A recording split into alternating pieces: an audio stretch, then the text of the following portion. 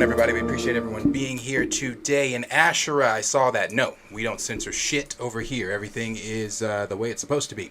If you hear me say fuck, bitch, shit, damn, it is not me censoring it. It is YouTube. However, whatever you're being censored on, I'm not sure. Because if I go back and rewatch any of our videos, I don't hear anything being censored. I hear authentically what I said when I said it. So I'm not sure what that is. But I say fuck all the time, and I hear it in the playback. Yeah, I wonder if that's like a setting that they have personally set up in there. Hell, I even had my parents was watching the videos. I was like, what'd you think of the one video? I'm talking to my dad. Like, what'd you think of the video about that? And he's like, I don't know, you say fuck a lot. You know that, right? And I'm like, yeah. My mom is always saying, why do I have to cuss so much? But, you know, as I always say, it is my channel. I will say and do what I want. But we appreciate everyone being here. Kenny, you are first every single time. We appreciate you being here. I am nobody. Appreciate it. D Stizzle, always my brother. Andrew Ware, I am nobody again. Connoisseurs, triple salute. Appreciate you. And C Jeezy. Appreciate all you guys being here and everybody else that is watching currently. We got 14 likes, 22 people watching right now. I'm going to go ahead and move to this too. As I always say, if you are watching and you have not clicked the link down in the bio, it should be in the bio. If it's not in the bio, it will find its way into the chat. You can click that link there. That is to join our Discord. If you want to join our Discord page, you can interact with us 247. You can send us links to things that you feel we should be discussing. Like last night, we got I'm going to be honest with you, when Gray sent the article in the Discord last night and said that Bob Iger had returned, I was sitting at a friend's house when I saw that, and I said to myself, honestly, Gray, no offense, but I was like, we better start reading things before we just go saying whatever. So I was like, let me go look it up before, I go into. So I went and looked it up. I said, holy shit, Bob Iger is back. Chapek is out, and I have lots of things to say about that. I am so happy that Bob Iger's out. So yeah, we're going to talk about that. We are going to talk about the Empire magazine releasing the pictures and things that they released for Quantumania. We got a better look at Kang there. We're going to talk about Ryan Gosling. As you know, Ryan Gosling's name has been in and out of the MCU, the cinematic universe, for a while now. As far as who he's going to play. And now he's rumored to be playing Sentry or Hyperion. Or I think it might be Alexander Skarsgård that might be playing Hyperion, if either of these are even true. But we're also going to talk about, obviously, Bob Iger. We're going to talk about the Blade film finally finding a director. And it possibly being, I'll have to see it to believe it, but possibly being rated R. We're going to talk about that. We are also going to get into... E-Man finally posted the interview that he did with Nate Moore. Well, the part 2 to the interview he did with Nate Moore. And Nate Moore saying that, which I saw the article last week when he said it, but I didn't pay attention to it. It was, to me, just another Nate Moore lie. I can't really call this a lie because I don't know. But that little TJ was always going to be in the mid-credits scene for Wakanda Forever. And we're going to talk about that. I have things to say about that, too. But appreciate everybody being here. Before we get into anything, we'll always start it the way we do. Trey, how was your day? It was good, man. Beat God of War Ragnarok. It was a great fucking game. Really? I've been looking forward to that I put like 45 hours into it. I'm not working, right? I mean, I'm on baby leave. That is true. You are on vacation. Made a badass chicken parm for my family. Just had a good, easy day, man. For real, it was nice. That's always fun. Oh, yeah. I just want to reiterate, I don't want to take this free time that I got here to say, I really wish all y'all would join the Discord. I love seeing what y'all are saying and talking about. It keeps us glued into what our community cares about. And the most important thing, we're in there. Like, it's not just to join a Discord with a bunch of people who watch our videos. It's join a Discord with us. We respond. We'll chat with you guys. Like this, it's a cool experience, and I like being able to. Sure, we can see y'all's comments and respond to it on these videos, but even when we're not on these videos, I can get off here right now and just start chatting with you on the Discord afterwards. It's a cool thing, and I'm glad that's a step we took on this channel. Yeah. Also, we have a friend of mine filling in today for Q. Q is out. Q, if you could send your prayers to Q. Q is dealing with some personal family issues right now with his dad, so if you could please keep Q in your prayers. We love you, Q. But I have a friend of mine filling in for Q today. This is Levon. Levon has called in to the show when we did that one call in. I promise you guys, because everybody keeps asking, I promise you, we're going to do more call-ins. Made it. Yeah, I've actually invited Levon a couple of times, and every time something has come up either here or on his end to where we have not been able to connect, but he's going to be filling in for Q today. And so, Levon, I guess I'll ask you the question. How was your day? It was good. Went into work.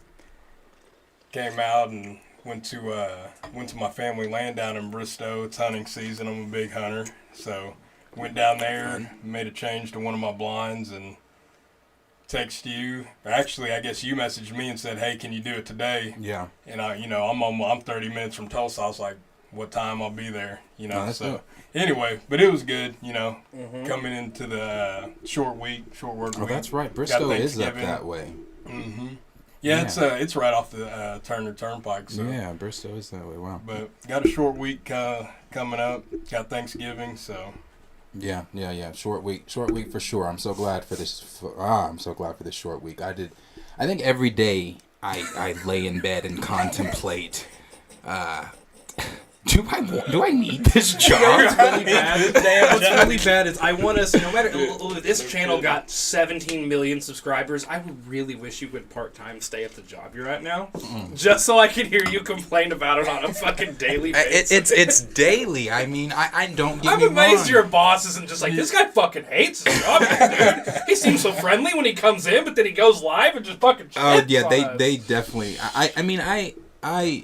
I don't mind my job. I like the people I work with, especially like my partner Juan. Juan is subscribed. Juan knows I love you, Juan. If you're watching, Juan, he watches sometimes. But I'm not a people person like that. Really? Really? I'm not thinking anybody here knows that.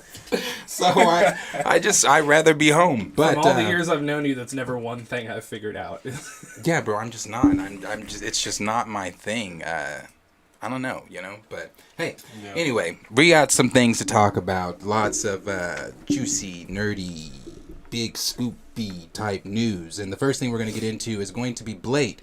So I don't know if everybody saw or not, but the Hollywood Reporter was talking about how Blade had found its director, and it's Lovecraft Country. I didn't watch Lovecraft Country, but I heard, I haven't seen it either. I remember when it came out, everybody was saying nothing but positive things about it online, especially on Facebook. The people on Facebook were like, "Oh my God, you got to watch Lovecraft Country," and this and that, blah blah blah. Jonathan Majors, I know, starred in Lovecraft Country with. It's got great reviews. Yeah, it's got great audience reviews. Yeah. About. Like, wow, the audience reviews are great. Well, and two, I'm even seeing here, like it wasn't just nailed down as a horror. No, it was there like was drama, sci-fi. There was sci-fi. There was love, romance. It was. I mean, I remember people saying at one point, like at first I thought it was like a slavery type depiction show. That's what I thought it was gonna. I didn't watch it. Just judging from, I've only seen the poster, so please don't judge me. So just from looking at the poster, both of them, I'm thinking, okay, what is this like? But then people were talking on Facebook, talking about, well, aliens and monsters or something. I'm like, what the fuck is going on in this show? Well, when they say Lovecraft, you got to think like it's Lovecrafty and it's Call of Cthulhu shit up in here is what I would be thinking. I guess. I mean, I don't know. H.P. Lovecraft. Do you know who that is? No. Oh, yeah, he's an author that created, like, Cthulhu and tons of monsters and Lovecraftian horror. Like, the entire genre of Lovecraftian horror was named after him. Now, granted, he was kind of a racist and a real piece of shit, but also... that could be a also, big them's the times, too. It's not like everyone back in that time was exactly friendly to anyone of a different skin color, but... J. Rob said they killed all the men in Lovecraft Country, too. Lovecraft Country's director is going to be, if I'm saying this right, it's Yann Demange. I believe that's how I'm saying it. I believe I'm saying it right. Y'all know in the chat I'm terrible with names. Mm-hmm. But Yann is going to be helming this, and from the looks of it, from things that we've also heard, it's going to be rated R. Now, here's the rated R thing. I need to hear that from Marvel Studios first. Now I know I don't know if the reporter commented on that or not. Actually, I have that here. I don't know if they reported on that or not. They did go on to say, Yann Demange, if I'm saying that correctly, who directed the pilot of HBO's boundary-pushing horror series Lovecraft Country, has come aboard to helm the vampire action thriller that still has Mahershala Ali attached us to the star. You see how they had to put the still has Mahershala Ali. You know, all the drama going over there with Blade. Then it said, meanwhile, Michael Starberry, who earned an Emmy nomination for opening the episode of Ava... Terrible names, man. Drama. When They See Us has been hired to pen a brand new script for the feature. The new team up puts the project back on track for after losing its original director, Basman Tariq, in September. The parting of ways was due to creative differences and occurring suddenly as project was in pre-production and heading towards the November production start in Atlanta. When They See Us, that's the person that wrote out the Central Park 5. Shit.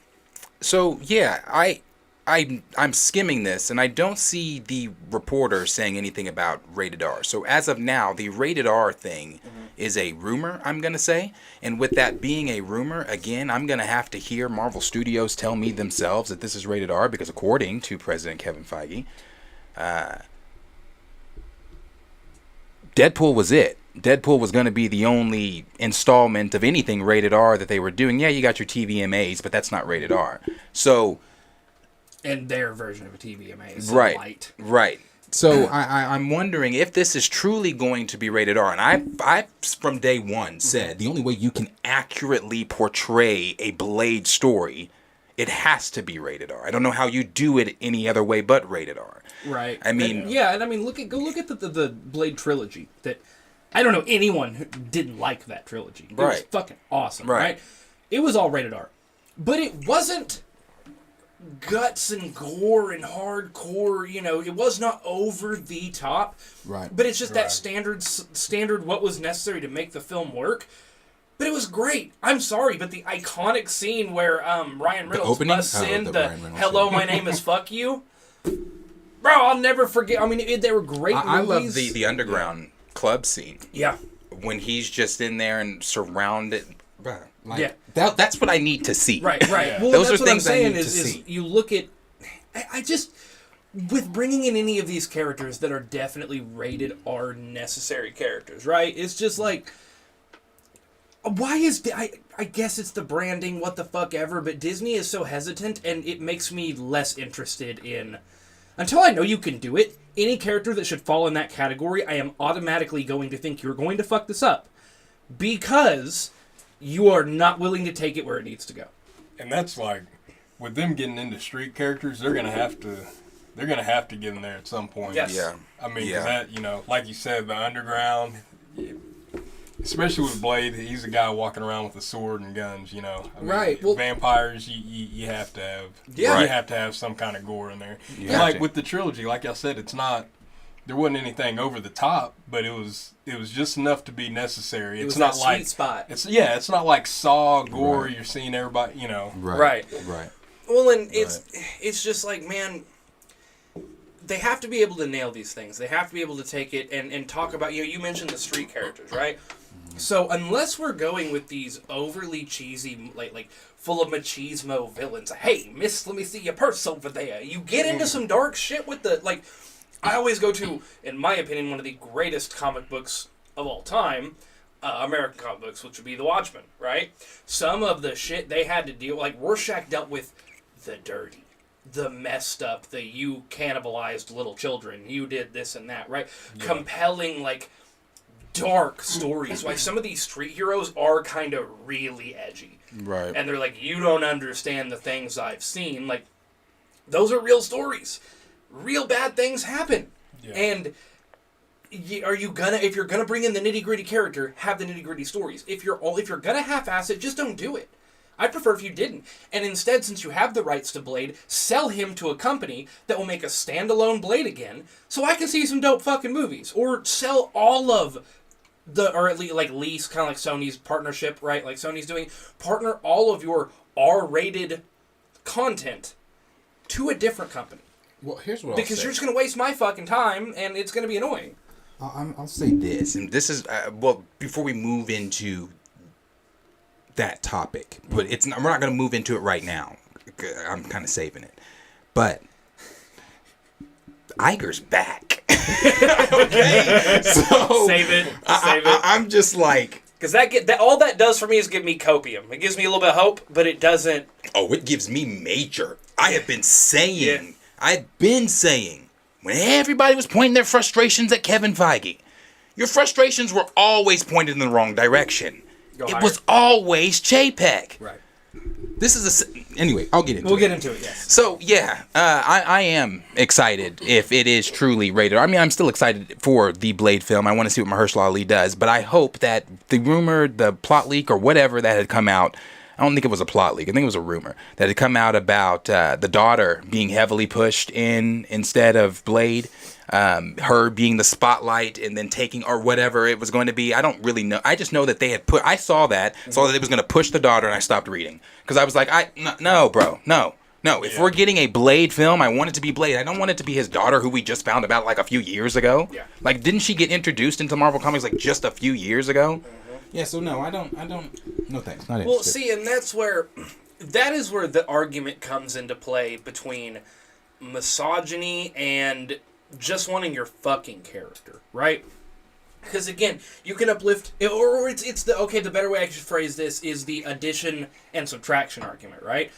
You can have great female heroes, you can have great male heroes, you can have them both coinciding at the same time, right? You don't need to take away heroes to give heroes. You don't need to take away male characters to give female characters. Right. This isn't a fucking, the scales don't have to balance in such a way, and I mean, the only thing that I give this movie that I'm excited about is Mahershala Ali himself. Because he saw that 2-fight scene script? Was it 2 or 3 fight scenes? 2 fight scenes, 90-page script. Yeah, and he saw that and he went, fuck, I will go down, I will tear the ship down. He should. I will poke holes all in the bottom of this ship and we will sink before I let you do this shit to me or my character, right? Right. That is what you need. Should. That is the dedication that you need. And so he is the saving grace to this film. He is what makes me excited to see it. And I'm so glad he didn't walk. I'm so glad he didn't walk. Because they would have just replaced him and kept the same fucking thing. He could have walked. Mm-hmm. He could have, bro. Yeah. Like, well, no, but if you have a strong I'm stance, an Emmy winner actor, and you're giving me a 90-page 2-fight scene and Tom Holland. And it's Blade. Yeah. And it's Blade. No, right. Regardless, Tom Holland, it's Blade. Right. No, exactly. And I mean, in that moment, he could have walked, but I just think I would have done the same thing. Where when you're not wrong, when you're coming from a place of like, no, dude, listen, this is wrong, and you stick to your guns. Here's what we get: they're responding, they're understanding. Which blows my mind. That I wonder if Feige had even read the fucking script. This is what I don't think so. But this is what I think right? Too. Like they're listening and this and this and that. But also at that moment, were they listening? And I'm just kind of playing devil angel on the shoulder here. Mm-hmm. Were they listening? Because think about it.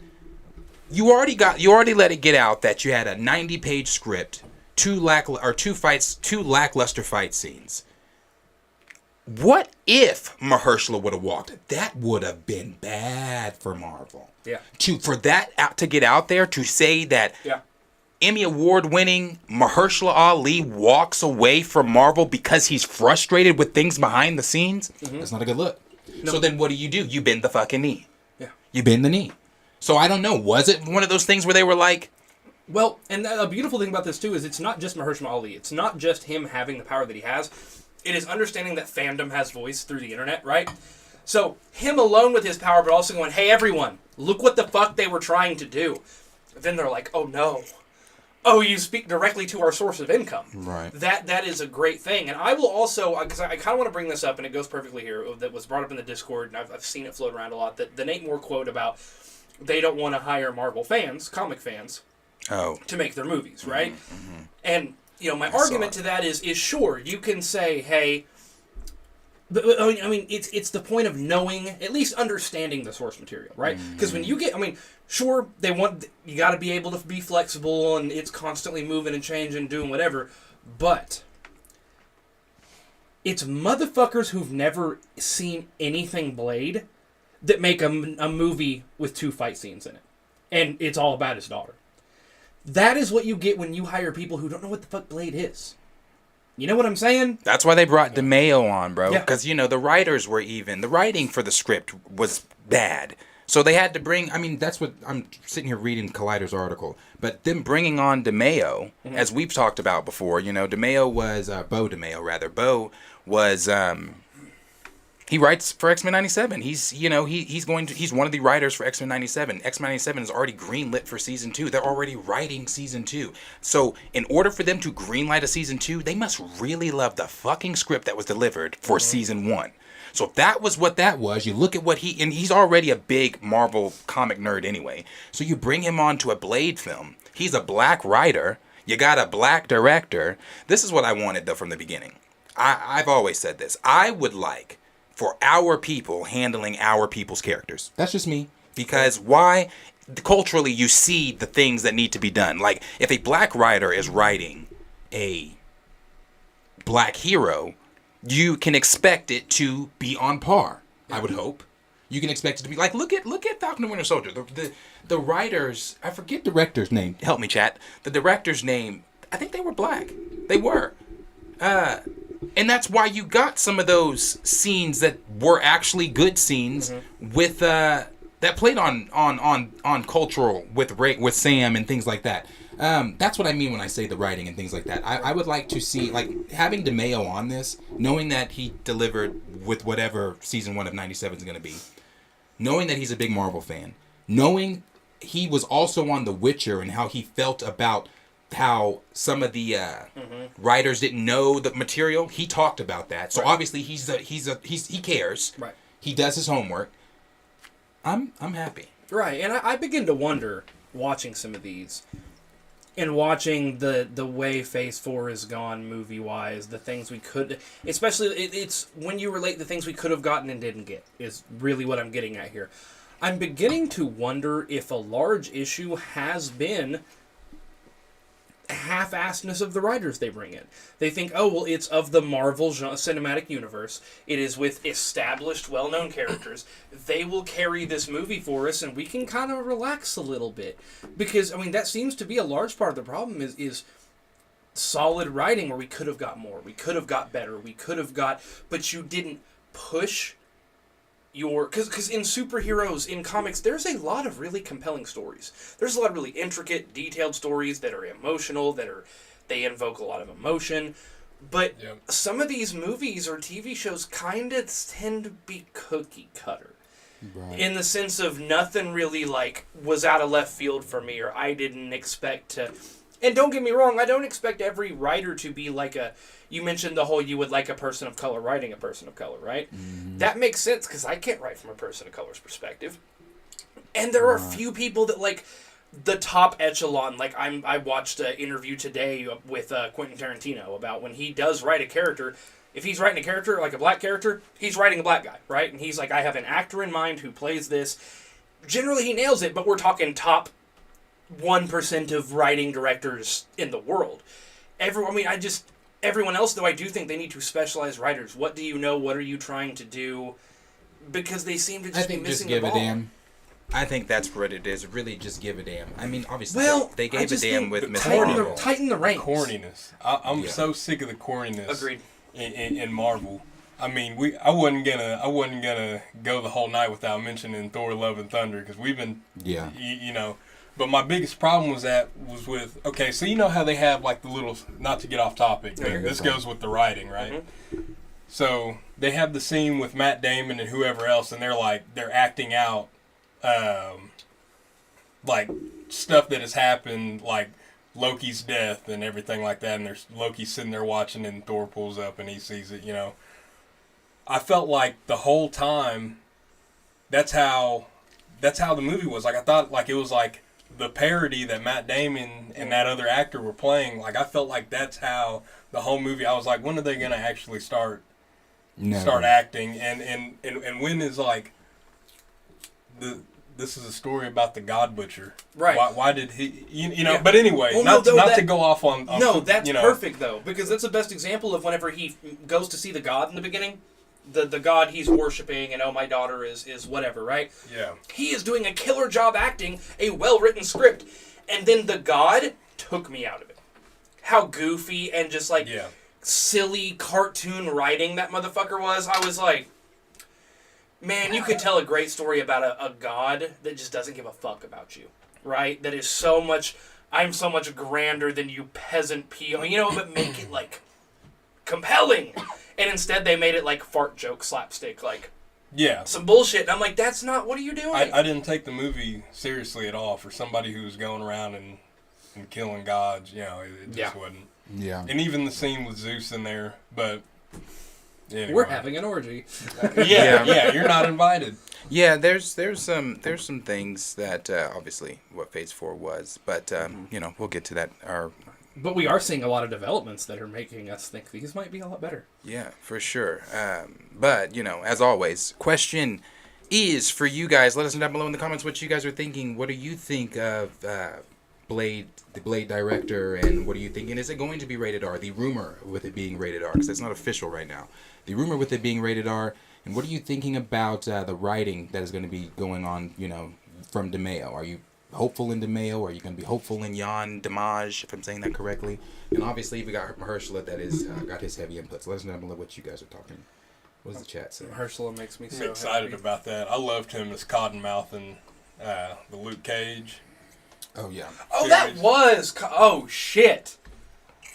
Oh, shit. Mahershala's a great actor. I'm so excited now. Okay, sorry. Let's see here. So the chat says... Start out with SSJK Dot says, I hope Ali makes this movie rated R. Oh, wait. I'm actually, way not. Sorry, I gotta go back up to the top. I need to prep for this from now on. Okay, let's see here.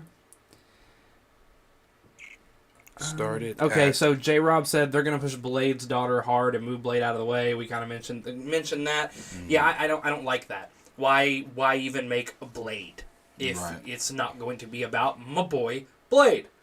But yeah, she doesn't even need to be in this startup film. She don't need to be. I just don't see the point. But let's see here. And then AJ the Flannel God said the first Blade movie was the best one in the trilogy. His first appearance itself is iconic. I love 3. I love everything about 3. I like them all. I even love when Dracula shows up and he walks in the sex shop and he's like, they fucking fetishized me. Like that whole movie, the dog splits its head in half. He's like, fuck me sideways. Like, whole movie's iconic. Blade 3 is outrageous. Let's see here.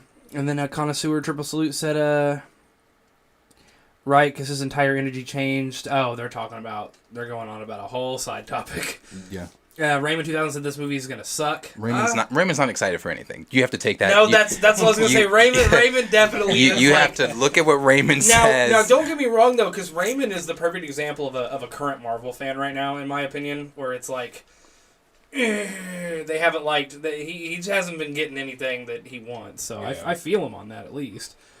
All right, let's see here. They're still okay. The Raymond 2000 said, but isn't Iger the one that doesn't want Disney to do R-rated content because Disney's supposed to be a family-friendly brand? Well, see, Iger had greenlit Ryan's Deadpool before The Bounce. I feel like Iger's also just easier to... Iger's a businessman.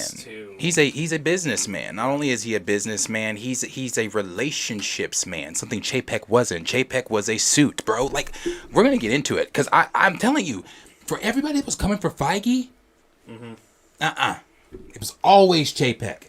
That's why he left at 9:00 at night on a Sunday. Like, you got fired on your day off, bruh. And then Gray said Werewolf by Night was probably a test run on how edgy the kills can be. Elsa had some nice kills in that special, plus vampire kills are going to turn to ashes anyway. I honestly think that it wasn't Werewolf by Night for me that was their test run. It was my boy Moon Knight. You know, the bullet through the head. Moon Knight. Like that first episode where they cut and the dude has a hole in his head from the gun and falls off the fucking... The first episode had violence. Yeah, but it wasn't hyper-violent. However, I don't think anything in Werewolf by Night covers a dude with a fucking hole in his head. I falling think off the so. truck. We got to take when Elsa's. I mean, there's a lot of things. Elsa in did Werewolf by chop Night. that arm off. That's Not true. just the arm when she slit bitch's throat. True. Like that was. True. I was like, I'm oh just my saying, god. a dude with a hole Yeah. from a gun blown through his, his eyeballs gone, back of his skull's blown out. That's pretty. I mean, for Marvel, I guess it's all kind of a test. But let's see here. D Sizzle said it was a coincidence. Blade. It wasn't a coincidence. Blade's new daughter is being introduced in the comics. But this goes back to what I was saying. I don't mind female characters. I don't mind their introduction. I don't mind the representation. It's just we're just now getting into Blade, so I want Blade. I want his story. They can bring his daughter in at any point in time, right? We don't have to subtract to add. Right. But Marvel can't fucking figure that out, though. Let's see here. Gray said Mahershala was like, did you forget who I'm following? Right. It's Mahershala. And, Emmy award winning. yep. Misa said just stopping by to say, hey, we love to see y'all here. I always We love to this. see You know Misa. what? I'm always looking for Misa and I'm always looking for Miss Makiba. Every chat. Yeah. Every chat. Those are the two I look for. So I appreciate Well, I you don't know if being you're here. still in here. I know you said you were just stopping by, but we're glad to see you here. And then, let's see where are we at here. Havoc Unbound said, need more stars to speak up like Ali. And that's what I'm saying. There's a big... Sure. Fans now have a lot of pull. I'm sorry, ever since we cyberbullied the Sonic movie. I'm saying Not just that. Snyder. I can't... I didn't click on the link, unfortunately. I really wish I Charlie did. Cox. But somebody in the Mario movie is pissed about the voice casting.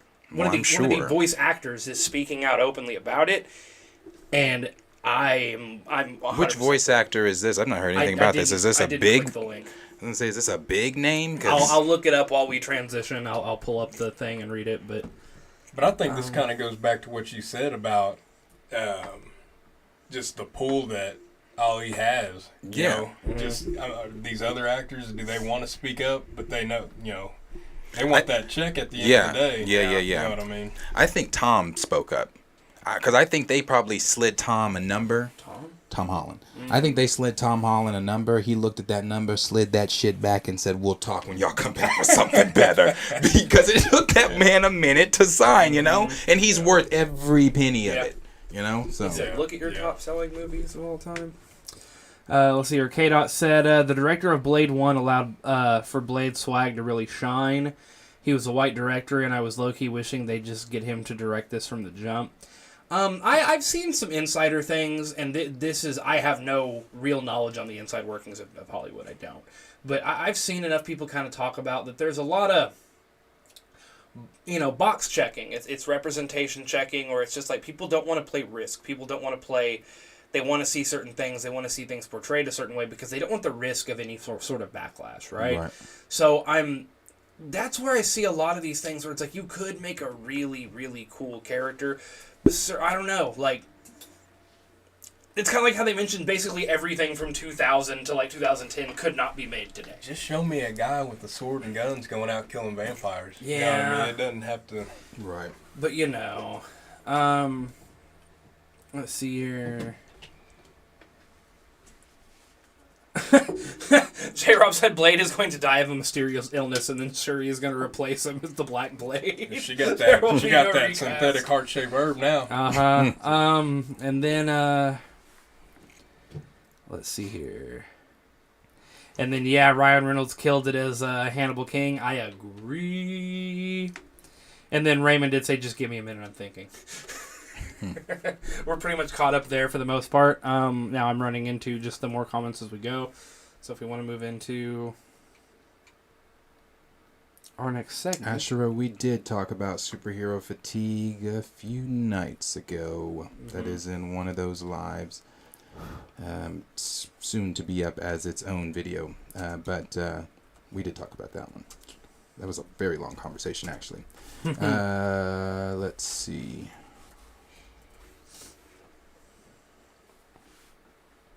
Sir Yuri G, appreciate you being here. I didn't see your name earlier. Ant-Man 91, 1991. Didn't see your name earlier. Appreciate you being here. Oh, that's what it was. I figured it out. It was John Leguizamo, who was he played Luigi in the 1993 Super Mario Bros. Movie.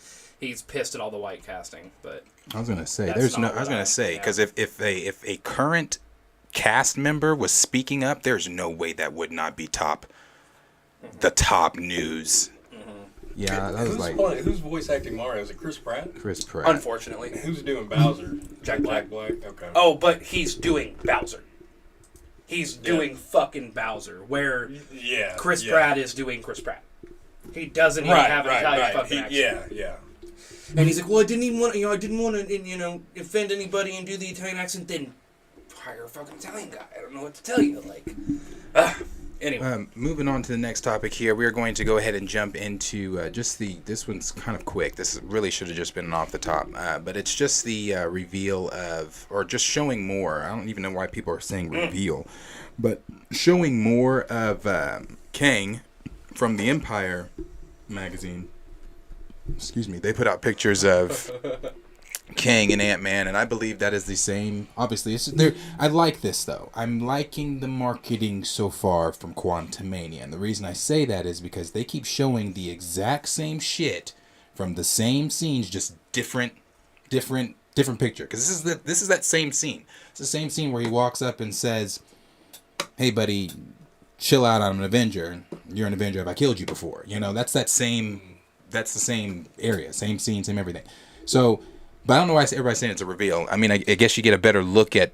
Bro, that motherfucker looks like he ain't got no time for Ant-Man shit. No, he looks like... No, it's dope. Like, man on a mission. He looks dope. Listen here, little man. You little fucking pea-brain. You're going to do what I say. He looks dope. And like I said, we've talked about Jonathan Majors before, how he's been, what was it? The Men's Health magazine? Was that Men's Health that came out? Where he was, ripped. But he said he's put on, 10 pounds of muscle. For this role, because the Kang we're going to see, like I've talked about before, is going to be the warrior version of Kang. So it's going to be the Kang we're going to see in Quantumania is going to be the warrior version of Kang. Bro, I just hope they make him as... I really do too. I really do too. That's why I can't wait for everyone that has not seen the leaked trailer. That's the one I want them to put out. When they put that out, I think the tone for Kang, at least for Quantumania, will be set. Yeah. Because again, if you have not seen that leaked trailer, the one that came out after D23, this trailer they put out, it was fine for me. Right. But that one was terrifying. It was dark. Yeah. It was darker. Yeah. It showed just the music around Kang. I like the scene where they pause the music, silence, and you don't hear anything but his footsteps walking. And then that's when it's the camera pans up to Scott, already kind of bloodied, saying, "Hey, buddy, you might want to chill out. I'm an Avenger." And then slowly panning up to Kang's face, and he goes, "You're an Avenger. Have I killed you before?" And I'm like, bro, oh my God.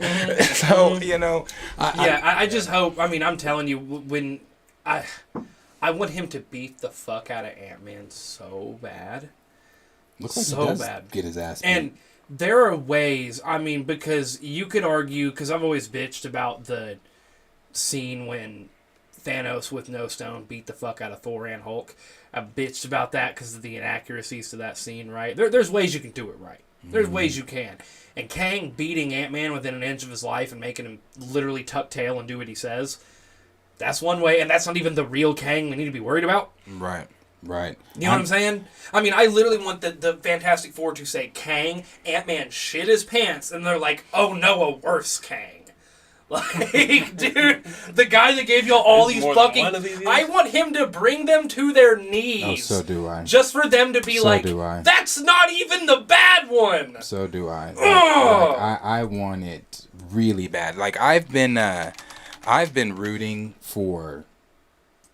Ever since we found out Kang was going to be the one to come in to, take on the dawn of the new big bad for this phase, I was like, bruh, I'm here for it. I've been wanting that, Yes. This is what I want, brother. This is, I want, it pulled the whole thing over, my fault.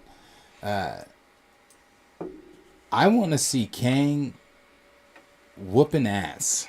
Dragging fucking Avengers. Yeah. I want to see it. I want to see him bruh,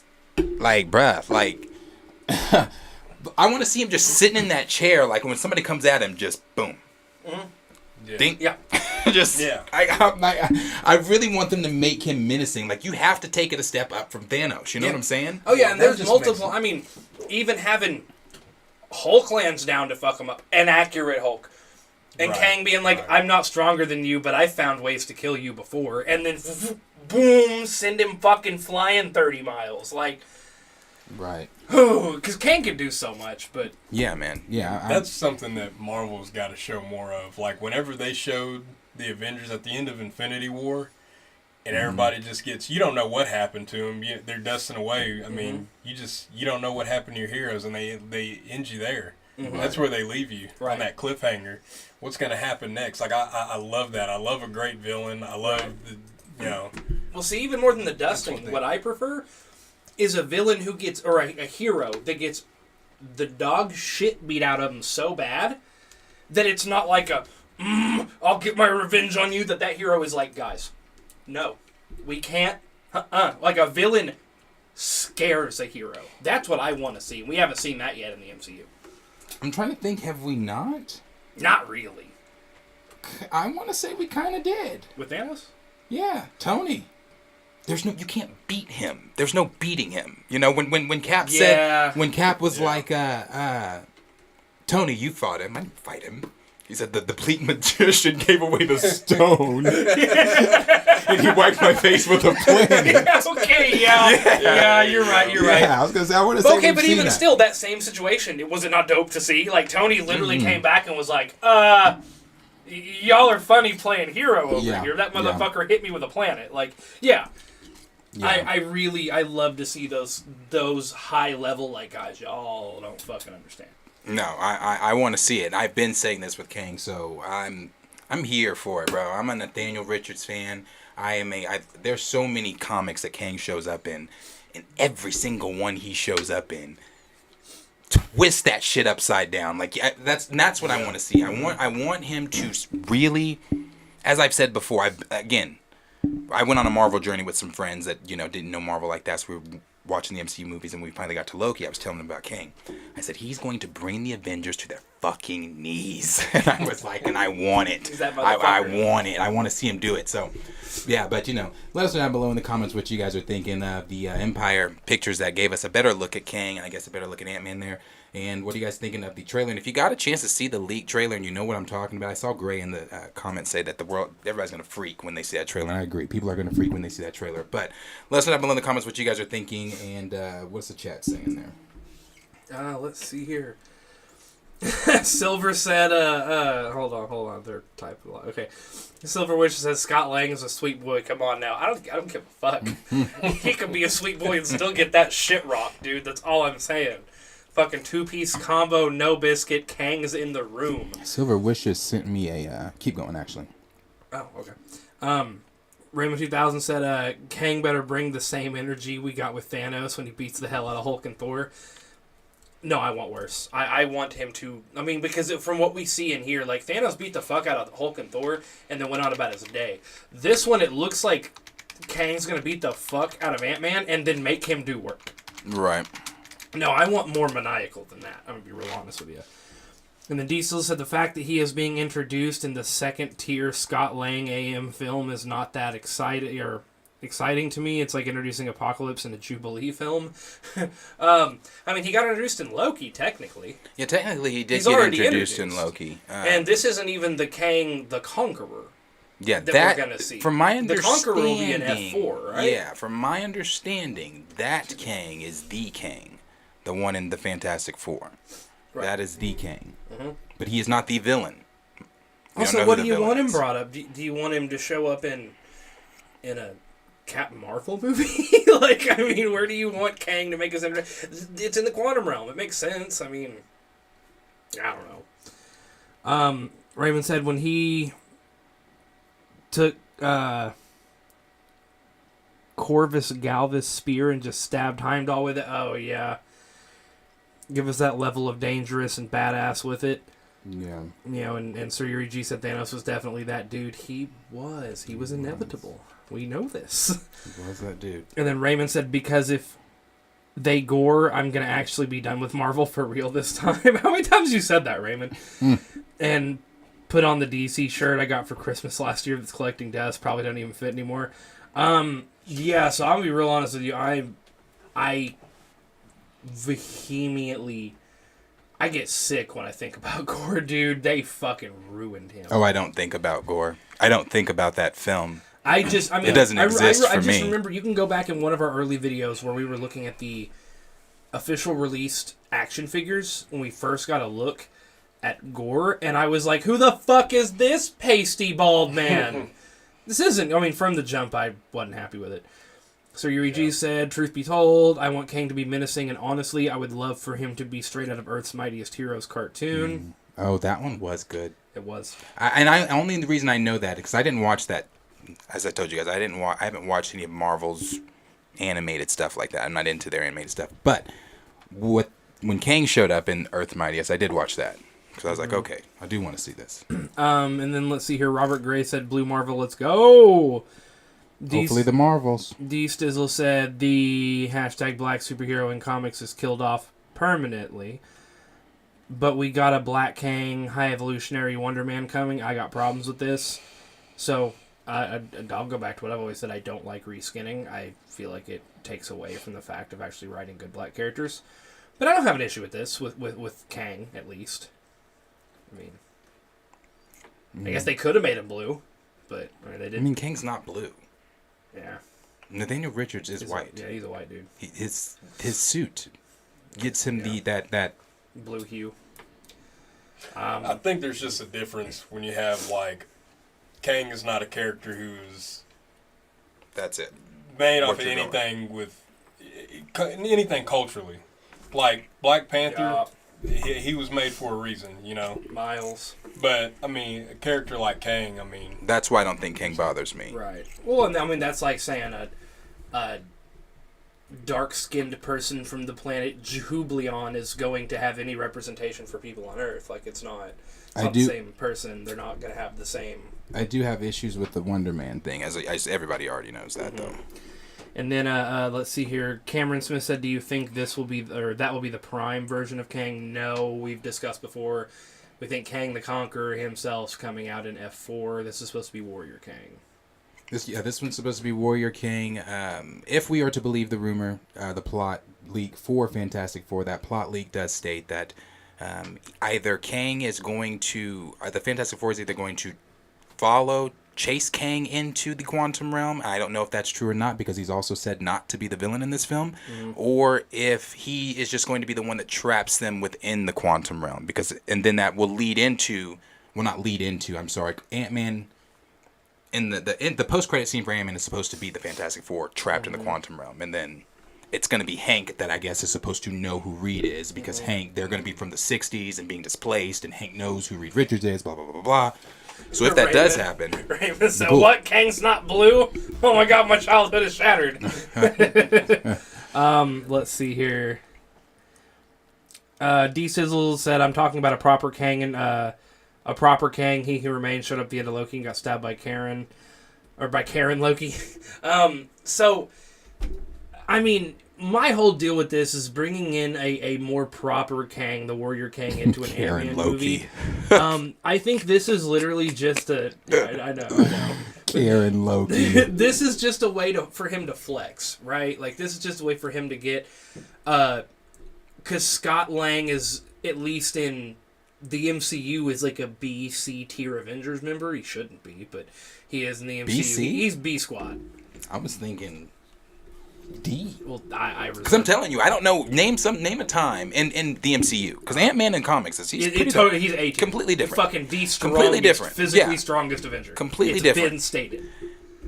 But name the time in the MCU where something's happened, like any of the events that have happened. Like, go get Scott where Lang! Someone yelled, "Hey, we need Ant-Man!" Yeah.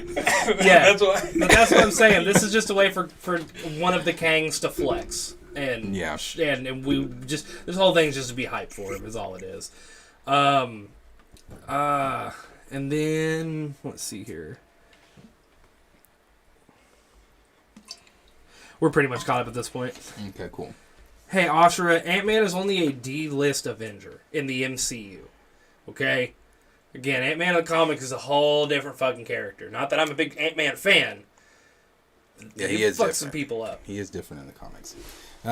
But we'll move on to the next topic here. The next topic here that we're going to move on to is Ryan Gosling. So we have talked Ryan Gosling. Well, not just Ryan Gosling, but Ryan Gosling and Alexander Skarsgård. Last week we talked about the Thunderbolts, obviously, and the Thunderbolts project, what's going to be happening in there, how it could tie into Wakanda Forever, and everything else with the Thunderbolts. But one of the things we also talked about was the Squadron Supreme. We've talked about the Squadron Supreme before. We've talked about the Squadron Supreme showing up months ago. We talked about this, showing up in Loki Season 2.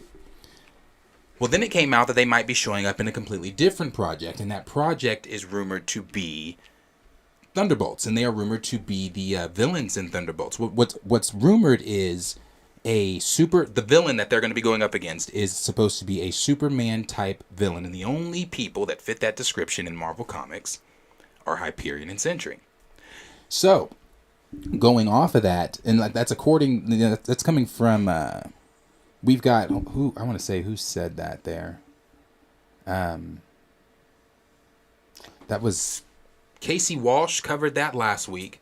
Daniel Rickman covered it today. Grace Randolph covered it as well.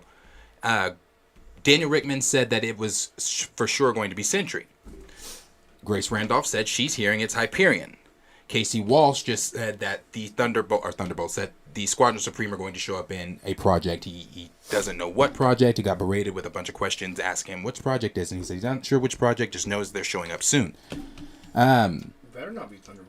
And when we watched D23, no one was excited about the roster for the Thunderbolts. I certainly wasn't. We said was where's Zemo. Yeah, well, not just Zemo. I was wondering why Abomination, because I just for sure thought Abomination was going to be a part of this team. I thought obviously Zemo was going to be a part of this team, and the roster was just a letdown. And not on top of that, their power level is also a letdown. So then when you start to look, and then you take what David Arbor said last week when he said, we're a group of a bunch of losers. What the hell are the Thunderbolts going to do with Hyperion or Sentry? Well, that's what I was going to say. Sentry can shit on all of them. Hyperion can shit on all of them. Right. I'm sorry, you blew my mind today, by the way. I didn't know that Alexander Skarsgård and Bill Skarsgård are brothers. They look alike. Yeah, but one has the little thing in his he uses the thing in his name, the other one doesn't. I'm reeling. I'm over here having problems trying to focus now. But yeah, it would be weird for them to show up in Thunderbolts. But I just kind of think in their current state, and with the comment you made about them being a bunch of losers, I think that the whole point of the Thunderbolts seems kind of weird to me now. Like, why? What are you doing with this story? I mean, well, let's look at it this way. So let's look at Ryan Gosling. We've got Ryan Gosling, who's been rumored to enter in the MCU for quite some time now. He even did an interview saying that that he's been in talks with Marvel to enter the cinematic universe. He's rumored to be Doctor Doom, rumored at one point before Yaya to be Wonder Man. He was rumored to be Nova, Rich Rider. So now rumored to be Sentry. And if it is Sentry, I think a lot of people, when we talk about Sentry, forget Sentry also took a version of the Super Soldier Serum. And with taking that, Super Soldier Serum there, could we be seeing something where they're reworking it, because this is the MCU, where they're reworking it, where we see a Sentry that was, I don't know, created by the government in Ross, maybe? And then put out there we don't really know what Ross's agenda is going to be, especially if he's going to be showing up as Red Hulk and everything else. So, and if he's moving into that president role where he's supposed to be President Thunderbolt Ross now, I don't know, because we also talked about Ross taking on that Norman Osborn role from Secret Invasion. So I mean, there's a lot of thoughts. I know that, also with Sentry's power level, I wonder how they're going to handle the Void also. But with Sentry's power level, I'm looking at the roster for the Thunderbolts. I'm looking at and the only thing I can go to with Sentry is source material, because I've not seen him in the MCU, so I can only go to source material here. And I'm looking at World War Hulk, and he was the only one that could even show up, and it ended in a stalemate between him and Hulk. What the fuck is that roster doing with a Hyperion or a Sentry? And I'm just like, I don't see it, but No, see, that is unless the whole point is them getting wiped, them getting completely fucking washed, because that's what happens, right? That would be like saying, hey, we're gonna have the Thunderbolts run around with Hercules. Right. You know what Hercules can fucking do in the MCU or in the Marvel comics? Like, it just doesn't make sense to me. There's no... I don't know. I need to see what they're doing, but no matter what their goal is, whether it's beating something, finding something out, stopping something from happening, you know who can do it better than that entire roster? Hyperion. Yeah. He's a fucking Superman, bro. Like, I don't get it. Yeah. It is interesting, and this is coming from Geek Nation that said... Marvel is reportedly interested in Ryan Gosling and Alexander Skarsgård for the male villain role in Thunderbolts. The role is being described as an evil Superman. So, there it is. That's what I'm saying. It's got to be, if it's an evil Superman, even though you've got Daniel Rickman saying one thing, Grace Randolph saying another thing, you've got Casey Walsh saying another thing. If the Squadron Supreme is being rumored, also, it's got to be Hyperion. Mm-hmm. So it's got to be Hyperion if that's. Yeah, it has to be. It doesn't. If he's in it, it would have to be cameo at best. But he's the villain. You're cameoing a villain. Oh fuck yeah! I don't know then. I don't know how. It's interesting. It is unless they're basically this is a stretch, but think about them. What if they made this like The Boys? Wait a minute. That's what I was thinking earlier, too, when I was talking about this. What if they made like The Boys, where they're all kind of running around and not dealing with him, but dealing with him? But you know what I'm saying? I was thinking that, too. Akin to The Boys, because you've got look at The Boys. You've got a bunch of non-soups trying to take down soups. And look at the Thunderbolts. They are a bunch of non-soups trying to take down an evil Superman? You're trying to take down your Homelander? Yeah. Because that's all I was thinking whenever I saw the villain, bad Superman. I was like... Well, the bad Superman is Homelander. Like, he literally plays Superman in all of his, all the moments. And then I was like, a team to lose it. This is The Boys. Yeah. This is the whole concept for this is The Boys. Only it's not going to be as good because we're not going to get giant minus the gore, minus the language, shit, and all that stuff. And we're not going to get Soldier Boy, so it's not going to be as good. Damn, dude. But it is akin to The Boys. Yeah. Because, like you said, you got your evil Superman, you got your team of losers that aren't. They're not all. Not all of them have. You've got Red Guardian, who's got his super soldier power that he's got, but didn't Taskmaster kind of best him. Mm-hmm. Then you've got Taskmaster. Fuck, that's not Taskmaster. Yeah, but their version of Taskmaster. You've got Yelena. You've got what's his name? Gosh, man. Why am I drawing blanks? Dollar General Captain America. Yes, Dollar General Captain America. Why am I drawing blanks? Fuck. Hold on, I got you right here. I don't know why I'm drawing blanks on names. You've also got Ghost. Okay. You've got Val. Who else is on that team? Okay, yeah, so it's Contessa Valentine. Oh, what the De La Fontaine, Ghost, Red Guardian, Yelena, Bucky Barnes, U.S. Agent, and Taskmaster. There's your team versus the squad. And I'm assuming versus fucking. Wait a minute, but we're not just talking. We're not just talking Hyperion. The whole Squadron Supreme. If the Squadron Supreme are in it, they're gonna kick. They're gonna beat their ass. Unless, now hear me out. Here's how I would spin this. You have the Squadron Supreme, who's doing their badass shit, right? But they're also doing some, fucked up shit on the side. So they're like, a team of heroes, and it's the fucking losers, and they make this some kind of competition comedy. Like, I'm not seeing either how this isn't The Boys or sucks, is my thing. Who asked for this, though? Well, here's my thing. Bigger Here's my question. thing, though. Moving forward, are we expecting, or I mean, are we just going off of what we've seen from? Because here's what I want to say too. Because I know everybody likes to say, everybody has said. Since Phase 4 has been lackluster, it's like, oh, Marvel's... We forget, though, I think, sometimes. I think you forget your Civil Wars, your Age of Ultrons. I mean, hell, let's talk No Way Home, even. Even people might have their issues with No Way Home. For me, No Way Home was great. You can't change my mind otherwise. Yeah. No Way Home, Infinity War, Endgame. You've got Iron Man. You've got the first Avengers film. We have had some great Marvel films in a very... questionable phase, or then a very questionable phase.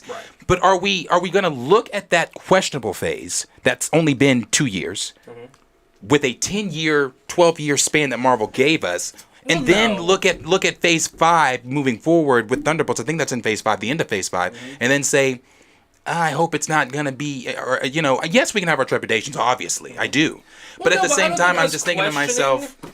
No, I don't think questioning it is wrong. You're allowed to question a project. Yes, you can question it, but I just think that I don't want because I see everybody saying lately, it's just with everything, everything that even names that have bad, like Quantum Mania with Kang, and I'm just like, I get it, I do, because I have those same feelings with things. I get it. I'm hype as fuck for Quantum Mania. I don't know. But if we are possibly getting a Hyperion.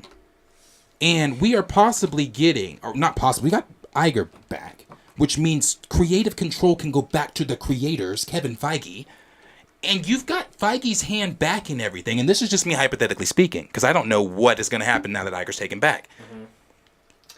Then you have Kevin Feige's hand back in everything. I just don't think he lets you do a bad Hyperion. But I don't... Or I don't Sentry. think it has... Okay, so let me just...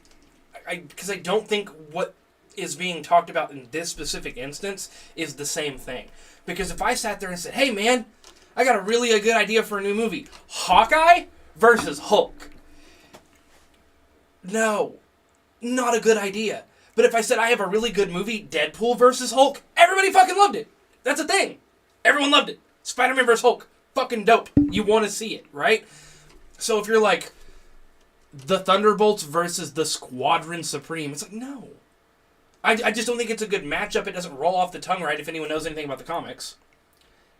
And so I think that's different than saying, oh, Marvel's going to fuck it up. I think it's just like, that's a weird matchup that I'm not excited to see.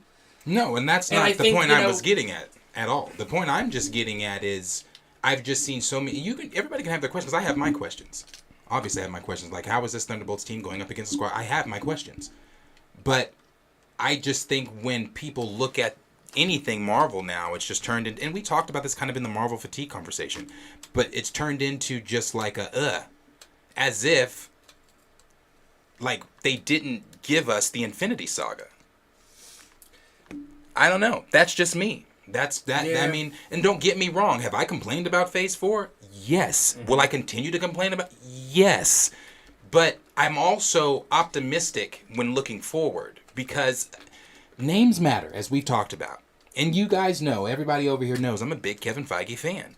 And I just don't see him saying, let's continue to go down. Right. Like, he wants to top Infinity War. He wants to top that saga. Because he's already the greatest producer of all time. So what else is there to do but beat yourself? I talk about that all the time when I talk Steph Curry. He's literally in a league of his fucking own, beating his own records year after year after year after year. Same thing with Kevin Feige. Who the fuck is in the same lane as him? Right. No one. Right. Well, I mean, sure, but it's not that I'm thinking Marvel can't continue to get better. It's just that I'm not going to sit here and swear that every single... With how many projects they're doing now...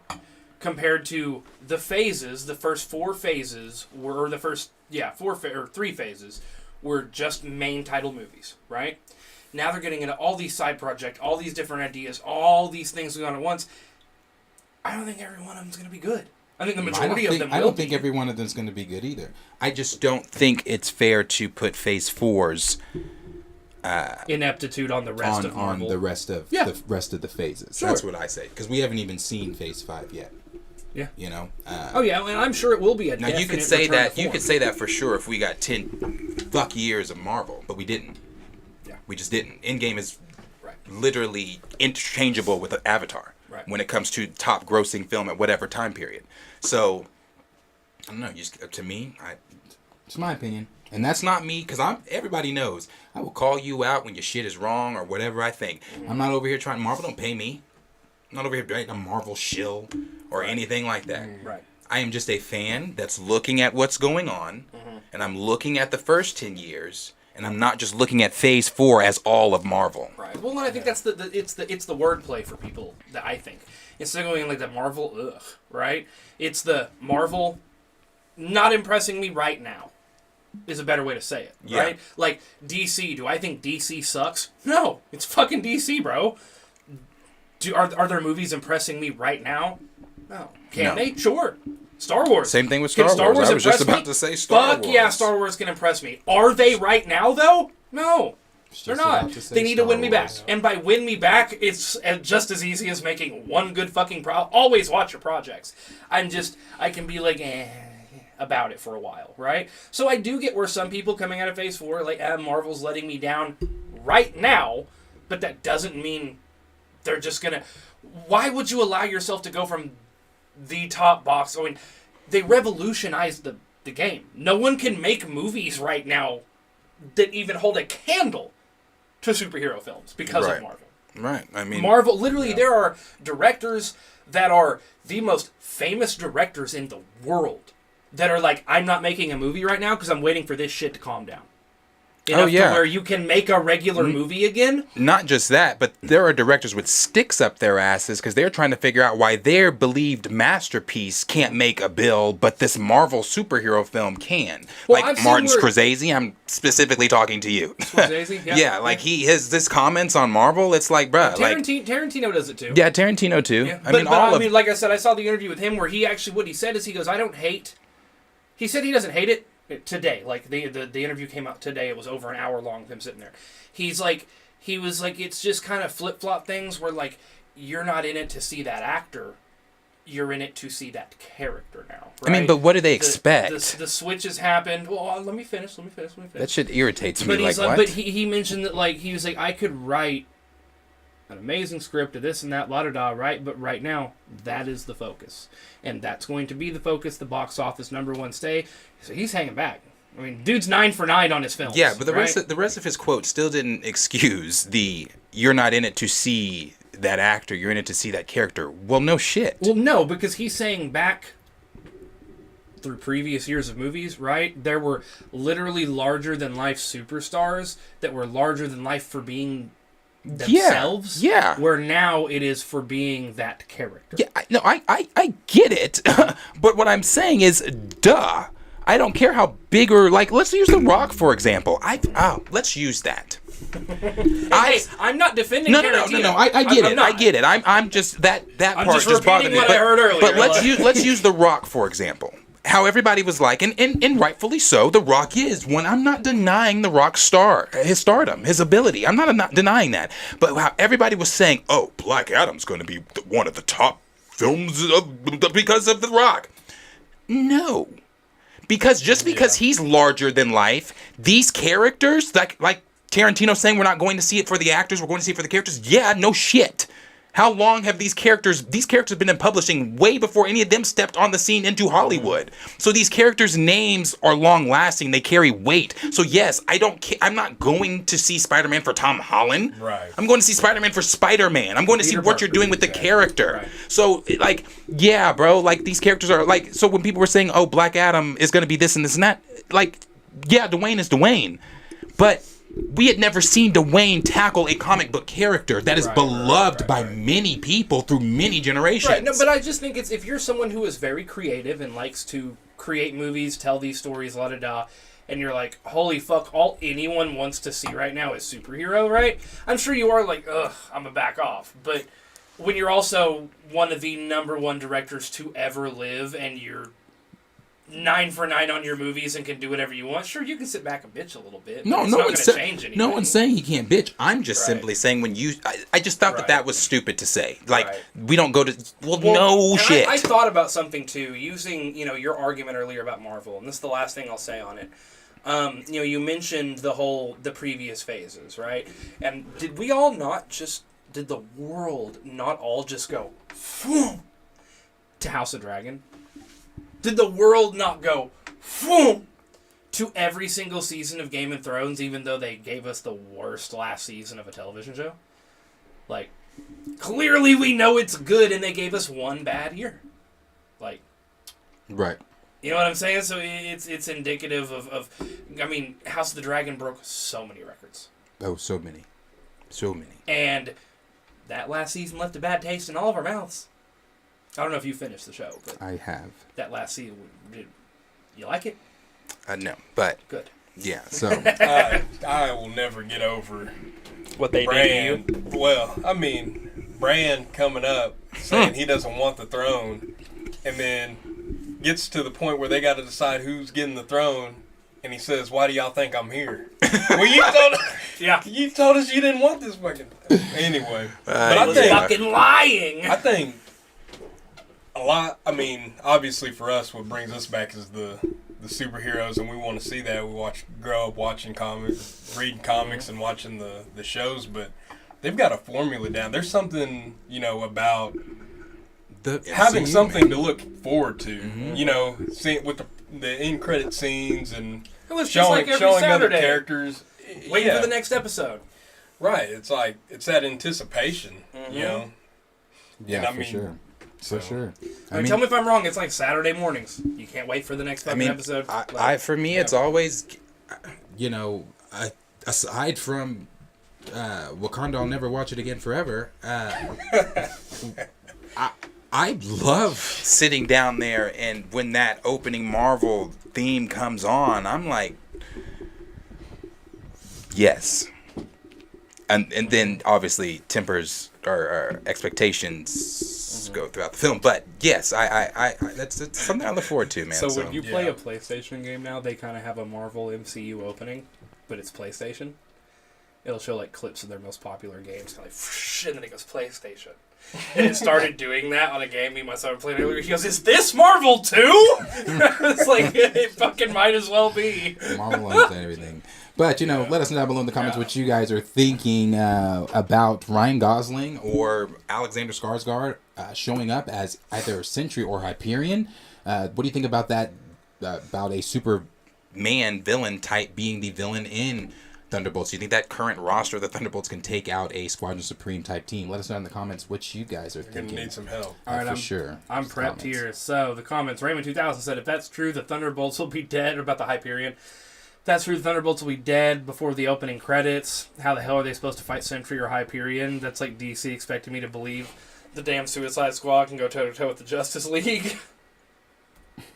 Shout out Pookie Wood. Robert Gray said, "I thought Sentry got scrapped." I don't know. I don't think so. Doesn't look like it. First place, Kenny Pierce said, "I think Kang will subvert expectations as far as physical power level." Oh, we're going back to that Kang stuff. Oh, I don't know. Surigi said, "Don't get me hyped if I get to see Nighthawk from Squadron." Man, listen. I'm telling you, man. Yeah. I'm a big Squadron Supreme fan too. So I'm just because they are. I'm a bigger Justice League fan, but because they are the great value Justice League, Yep. I'm like, yeah, I would love And to see then that. J. Rob said, "Bring Killmonger back for the Thunderbolts." Big Brell said, "If Sentry's coming, I hope that means Blue Marvel be on his way." I would love to have Blue Marvel be on his way. And then Robert Gray said Cavill was rumored to potentially play Hyperion before Black Adam happened. I wish. Yes, he was. Getting a Henry Cavill Hyperion. It would have been great. We said forever, come to Marvel, they'll treat you right. But he didn't want. He loves playing Superman so fucking He much. wants to play the Boy Scout Superman too. Yeah. He doesn't want to play an evil Superman like in Snyder's version. He wants that Boy Scout Superman. Fuck, you know who honestly would play the best Hyperion, in my opinion? The motherfucker who plays Homelander. Oh, what is his name? I forget his name. I'm not clicking off. I'll lose my comments. Let's see here. And then, I don't know who this is, but C. Jeezy said Alan Richson should play Hyperion. I'm not sure who that is. Alan Richson? I'm not sure either. Let's see here. Kenny Pierce said they'll have to nerf them. The Squadron Supreme, I hope not. And then Raymond 2000 said this movie's going to suck. Well, Raymond, if there's one theme on this show that has It's been consistency true, from Raymond's fucking consistent as shit. Says Alan Richson says he made his acting debut as Aquaman / Arthur Curry on the CW superhero series Smallville. That was a long time ago. Yeah, Smallville. And then J. Rob said Hercules is going to be a jerk in the MCU. I could care less. Yeah, I was just using Hercules as an example of like someone who's like top 5 physical strength within Marvel. Alan Richson, RITCH. And then Sir Yuri G said, "Look, I like super soldiers, and that's legit. The whole roster of the Thunderbolts, besides 2 of them, I believe, and they had to go up against Sentry or Hyperion. Godspeed to them." Yeah. And then, Gray said Thunderbolts will get wrecked by Sentry or Hyperion. D. Sizzle said just like those Asgardians, they're going to screw up all those Greek characters. Agreed. I can't believe Odin's gone. I still think about that. They got rid of Odin quick. No Beta Ray Bill, no battles with Thor. It's the MCU. J. Rob said Punisher took on Sentry. Anything is possible. I mean, sure, but... Not just as regular Punisher. It also was not the regular Punisher. Raymond 2000 said, that's true. They can do a boys situation. My previous statement still stands until this thing comes out. And then, let's see here. Why couldn't they just give us a Squadron Supreme movie or an Inhumans movie instead of this? I don't know what Marvel's hate with Inhumans is, but... They just don't... I'll tell you what it is. It's the same thing. I haven't heard this. I don't know. This is my opinion. It's the same reason why we didn't get Atlantis. It's the same reason... what was something else that they said might confuse the audience? That's the overall argument. It would confuse the audience because the Inhumans are too close to the X-Men. We're not stupid, Yeah, though. well, that's what they believe.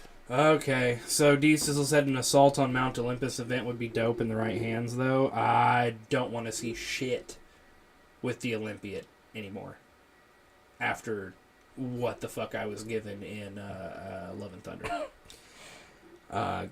Kenny Pierce said Sentry isn't really a villain, whereas Hyperion is sometimes. Yeah, Sentry's not a villain. I mean, it depends on the day. Yeah. But Sentry's not a villain. And, unless the Void comes out. But Sentry's not a villain. And Kenny said if they deck them out in vibranium, Kenny, we're just going to give them Shuri's going to give them the fruit to pass on the mantle to every member of the Thunderbolts. I mean, and did she just go planting those heart-shaped herbs in the middle of a forest? I don't know. Or what was that? I don't know. Robert Gray said this is trash. I don't know. We'll have to see what they're doing. That's the whole thing. We're seeing possible casting lineups and rumors. We're not seeing plot, and you can't say something is trash, in my opinion, without actually seeing plot. No, but also, well, go on. J. Rob said led by Red Hulk Ross. So let's see here. D. Sizzle says super weak roster led by Elaine from Seinfeld. CG said Taskmaster in the MCU is so lame. Yeah, dude, they fucking ruined Taskmaster. Indeed. Raymond 2000 said the Thunderbolts ending is going to be like the opening for Wakanda Forever. Instead, it's going to be in Wakanda. We're going to see 7 coffins getting raised up. We're going to see Hyperion raising 7 fucking coffins. These your guys? Let's see here. Oh, yeah, J. Rob said Taskmaster ain't in the MCU. I have no clue what that thing's called. Right, man. See, so that's the thing. That's the thing. I'm full faith in Feige, full faith in what the MCU can do, but I'll have my fucking complaints when you completely butcher a character as bad as Taskmaster. Yes. I'll have my fucking complaints. Josiah Allen said, I don't need Thunderbolts to be the boys. I need Thunderbolts to not disappoint me. Only character I don't like is Taskmaster. I love the Thunderbolts in the comics. And that's the thing. There's enough, even just in this chat, there's enough Thunderbolts fans and enough good stories with the Thunderbolts. There's a lot they can do, There's and a just lot. seeing that Hyperion is playing a villain role doesn't mean... I mean, it could mean anything. That's the thing. We have not seen plot, so hold your horses a little bit. I mean, but you can also... I'm just always going to make jokes about them. You can also kind of speculate there, too, though. I mean, you've got Ross involved. You've got whatever's going on with the intelligentsia and She-Hulk's blood, and that's the reason, that being the reason why he even turns into Red Hulk. If the MCU is going to... That's still the way they're going to do it and everything like that. So you got to kind of play on that. Like, why do you think Hyperion's here? Like, what is Ross's motivations? What's Intelligentsia's motivations? Why? Like, I mean, there's a plethora of different reasons why Hyperion and Squadron Supreme could be here. Yeah. And And not to there's mention also we a lot haven't- of reasons on what villain... I'm going to say that. Yeah. On how villain can play. You know what I'm saying? Like... There's a lot that can be done with that, and a lot of what this story could be, right? So, and trust me, I fuck around and really love an underdog story, you know? So, let's just, I mean, again, I need to see plot before I'll actually give my opinion on anything. Chill Spot, aka Loves Bonus Mom, said, I agree, I don't hate everything in Phase 4, and I'm optimistic on what's to come. And I mean, I'm the same way. I did not hate everything in Phase 4. Was it as good as Phase 3? No, but it's not supposed to be. It could not be. We rocked with Marvel for years to get to I mean, it all built up for Phase 3.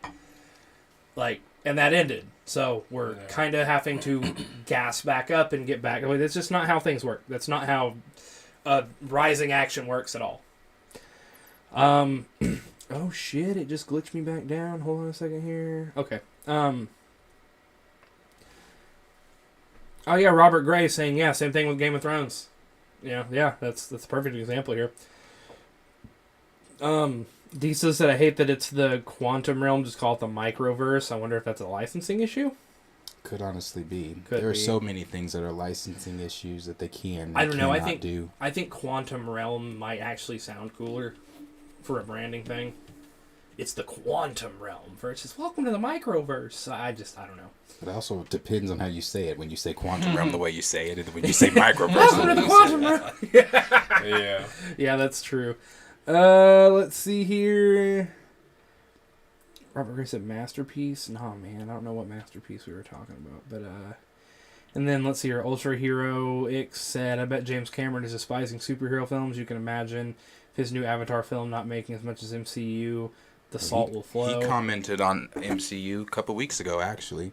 He said that they don't know how to... I don't want to can correctly quote him. They don't know how to develop family stories or something like that. They do tend to kill off a lot of people. I don't know if he said family stories. Not maybe it wasn't developed, but it has something to do with family stories or something like that. I don't know. Mm-hmm. But it wasn't his whole first Avatar built around family? Neither here nor there. The first Avatar, no, it was not. It's not built around family? The first Avatar movie? The first Avatar movie, family wasn't a heavy theme in that movie? Not nearly as much as it's going to be in this movie. But family, the establishment of like connecting with nature, and then the tree, and then their people, and then that's not a heavy theme in that movie? Yeah, but connecting with a tree and connecting with nature does not equal having a family. It doesn't equal having a family, but they were like the Nabi or whatever they were. They were a very protective, like family was one of the, for me, I thought family was one of the centerpieces of that film. And it was culture and tribalism, yes, but like family seems to be like literally having, birthing, raising children seems I to don't be see the that as major family because theme I don't of have this. children and I have a family. Well, Jake Sully gets and has a family I'm aware. in this second movie, and the whole Yes. point is him having a family.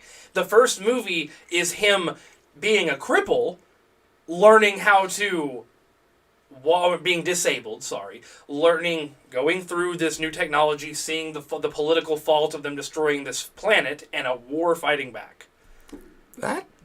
It's the whole plot of the movie. But it is It's Vertigo. it is subjective because him being disabled left my mind when he was in the that technology. was the point. That was the point. The technology, which was alluring. But that's what I'm saying. to I him. don't think that plays a.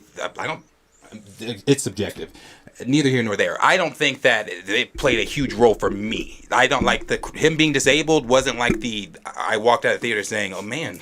That's one of the reasons why he loved disabled being story. a Navi so much. Yeah. Because he's disabled and he can't walk, but when he's a Navi, he can do all these things he can't do. Yeah, but that wasn't a theme carried out through the entire movie. Like, he wasn't like, man, I sure can walk Yes, it was the because entire in the time. final battle, remember, he's out of the body and he's in his regular body and he's struggling to try to help her kill the main through bad the guy? entire film, I'm not just debating Avatar with you right now, because during the entire film, that's not like a drawn out theme of like, Especially it's when one you of the watch first that things. 5-hour director's cut. It's a theme.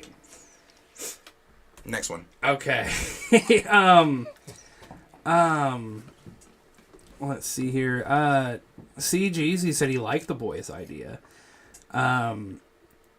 D Sizzle said Squadron Sinister and the Crime Syndicate ain't no joke. Let's see here. Oh, shoot. Okay, yeah, so he's saying no Baldur, no Beta Ray Bill, no Enchantress. Kevin. Oh, he's coming after Kevin here. Oh, yeah, Kevin doesn't like them. It's the only MCU film he scrapped when he got full control. Which movie is that? The Inhumans. Oh, yeah. Oshura said he has no faith in the MCU. Well, man, I mean, we all have different opinions on it, but they gave me too many years, like childhood years going forward, to not have faith in what they can do. Here's an interesting one. DIFNNNICE. I don't know how to say that. Are they going to recast Chris Hemsworth? That's something we'll have to get into at some point for sure. I don't know how they'll do that one. Where is that? Up a little ways. DJ F and Nice. DJ F. I'm so bad at this.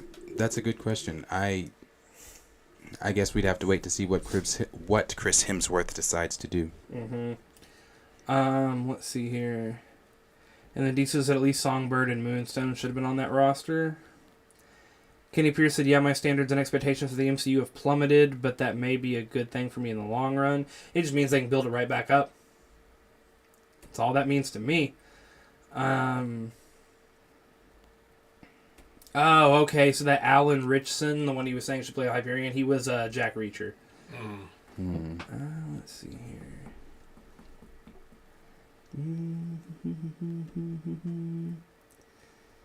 Hold on.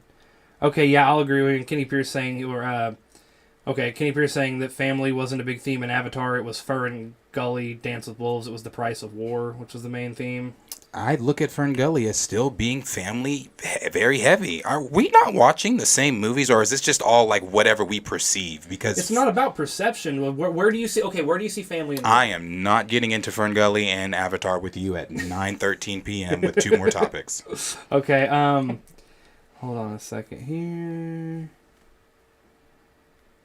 Okay, yeah. Okay, we both lost here. Johnny Stevens said, but Michelle Rodriguez is an Avatar, and she's also into the Fast and Furious franchise, which is about family, therefore Avatar is about family. Thank you, Johnny. All right. That's the bottom. Asher said you skipped his comment. Which comment? Oh, the hybrid herb.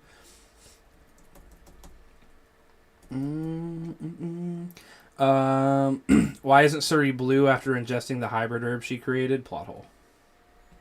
Oh, I don't know. If it's Wakanda Forever questions, my answer is every time going to be I don't know, and then probably followed up with I don't care. If it's Wakanda Forever questions, I don't care to do mental gymnastics for that film. I don't care to put my head through that mental gymnastics and trying to break down what the fuck Wakanda Forever was trying to do. So, no idea. But let's get to what I really want to talk about here, and that's Bob Iger. I personally thought that this news was really crazy when I saw this last night. Like I said, Gray is in the chat now, so I don't know if you heard me say it earlier, but Gray, when you put in the chat that Bob Iger was back, I was like, what? So I had to go look, and then I saw that Variety was covering it, and I was like, oh, that's a major trade saying he's back. So then I'm on Twitter now, and all these other sources are coming in saying that Bob Iger's back, and obviously, as we all know, it's real now. You know, it's been 24 hours because it was last night that Chapek got fired on his day off because he completely has been fucking Disney completely. So, I spent last night and a little bit of today trying to pick some people's brains that I know, that I don't like, that I know that have better sources than I do, with better chances of getting to the inside of everything that's going on. So I was kind of messaging some people and asking everybody what's going on, and the general consensus was kind of the same thing. Like, some of the employees didn't even know. Like, when they got the email, they were like, they were emailing people up at Disney like, is this real? Like, what's going on? And it happened so quick and so swift. Because, again, you look at the current state of what's going on with everything. And from my understanding, from what I'm hearing, he ain't the only one on the chopping block on the board over there that's on thin ice. So I love the fact that Iger's back. Like, could you say some questionable things? Like, not really questionable, but could you say, like, oh, well, Iger didn't allow this, or Iger. Yeah, but under Iger, things were a lot more smooth. There were a lot less complaints than what are going on currently. When you talk Lucasfilm, it's nothing but complaints. When you talk MCU Phase 4, complaints. When did we start Phase 4? In 2020? When did Iger step down? In 2020. When did Kevin Feige lose creative control? In 2020. So, like I'm saying, you start putting people, like I said the other night, people that know what the fuck they're doing in charge of situations and let them be great at what they're great at, you get good results. But when you downgrade to Chapek, and I understand that Iger stepped down and Iger did name Chapek as his successor and everything like that, but you name something Chapek's done over at Disney that has been, I mean, think about it. Let's even look at this. You've got Chapek, because he wasn't loved by I don't think anyone, but you look at D23. When that man walked on the stage, what happened? People booed him. Okay? This is at a live event. People booed this man because no one gave a damn about Bob Chapek and the direction that he was running Disney into the ground with. And this is kind of coming from... This is coming from Jeff Snyder, and everybody kind of knows who Jeff Snyder is. If you don't, Jeff Snyder is a very credible insider. He knows his stuff. So this is coming from Jeff, and this is what he had to say about it. He said, in what many industries observes. Let me start that over. Sorry. In what many industry observers claim is shocking news, but I'd argue was always inevitable. Bob Iger has returned to Disney as CEO, thereby replacing his hand-picked successor, Bob Chapek, atop of the Mouse House, at least for the next 2 years. Now, yeah, that's the thing. He's only signed a 2 year, so he's only here for the next 2 years. Unless it's one of those things where after the 2 years, they talk with, Iger and like, hey, look at the current. Now, I don't want to speak for what the future is going to bring with Iger. Like, Iger could come in and do a worse job than Chapek, but I don't see them going to Iger, literally probably backing up the fucking money truck to Iger, because it's not like he needed the money. Like, when he stepped down, he was in a good place, I'm sure. I don't know the man's financials, but I mean, after stepping down as the CEO, I'm sure he's fine. I'm sure he's fine. But I'm sure to get him back, I'm sure Disney had to dump the money truck to get him back for this 2 years. And from my understanding, it took the man 12 hours. Like, that's how short time it took. 12 hours for him to come back and say, I'm in, let's do it. The man's net worth is $350 million. He's fine. He's it's fine. Not a money thing. He's but, fine. I mean, I think this is really cool to me because he did run Disney for so long, right? He definitely took Disney places. He was a part of all these expansions. He was a part of all these buyouts. He really gave it a place to shine. And then, I mean, even as a human being, he speaks out on his mind on things. He cares about representation. He cares about, like, the fucking... He completely disagreed with Disney's handling of the Don't Say Gay bill. Oh, yeah. And he was where Chapek was all... Yeah, he completely was like, no, you got to do what's right. Like, it has nothing to do with... And he literally said Chapek's trying to save his business and make money, right? And he's like, no, you got to... That's what Chapek is. He's a suit. Right, Iger understands it. What's not understanding is Iger understands that he just still made fucking money. If your company's a good company, he's still gonna make money, right? Like, And I bet you that's the approach they went at Iger with. Like, Iger, I bet you, I don't know, obviously, but just me thinking, because I've been thinking about this since last night. Right. I think they went at Iger with like you built something here with Disney before you left. Like, you built a legacy here. Mm-hmm. Do you want to be remembered as the man that... Because, from my understanding, was it Apple or... It wasn't Amazon. Mm-hmm. That was wanted to buy Disney, and if you think Apple didn't, was it Apple? Mm-hmm. I can't remember who it was that wanted to buy Disney, but that's the whole thing. Because Disney, and for those that don't know, Disney they were on the precipice of they're in debt. Thank fucking God it wasn't Elon Musk. They're in debt, like debt. So it's like one of those things where it's like, do they have and they're not having the money to pay that debt. So was somebody coming in, I think it was Apple, was going to come in and buy them. Well, pay off debts and things like that. So you're looking at Iger and saying, do you want to be remembered as the guy that built the mouse, to where we are today?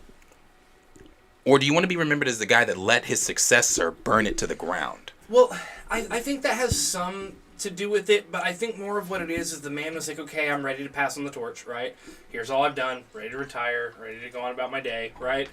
And some people started getting bad. They said, hey, this isn't running how we want, we're losing money, we're not seen in the same light, because I've even seen people talk about how even Disneyland's a hollow shell of what it used to be. Yeah, Disney, it's J-Pex, not. it's J-Pex. Yeah, but they're like, it's just they're getting all this bad stuff coming out of it, right?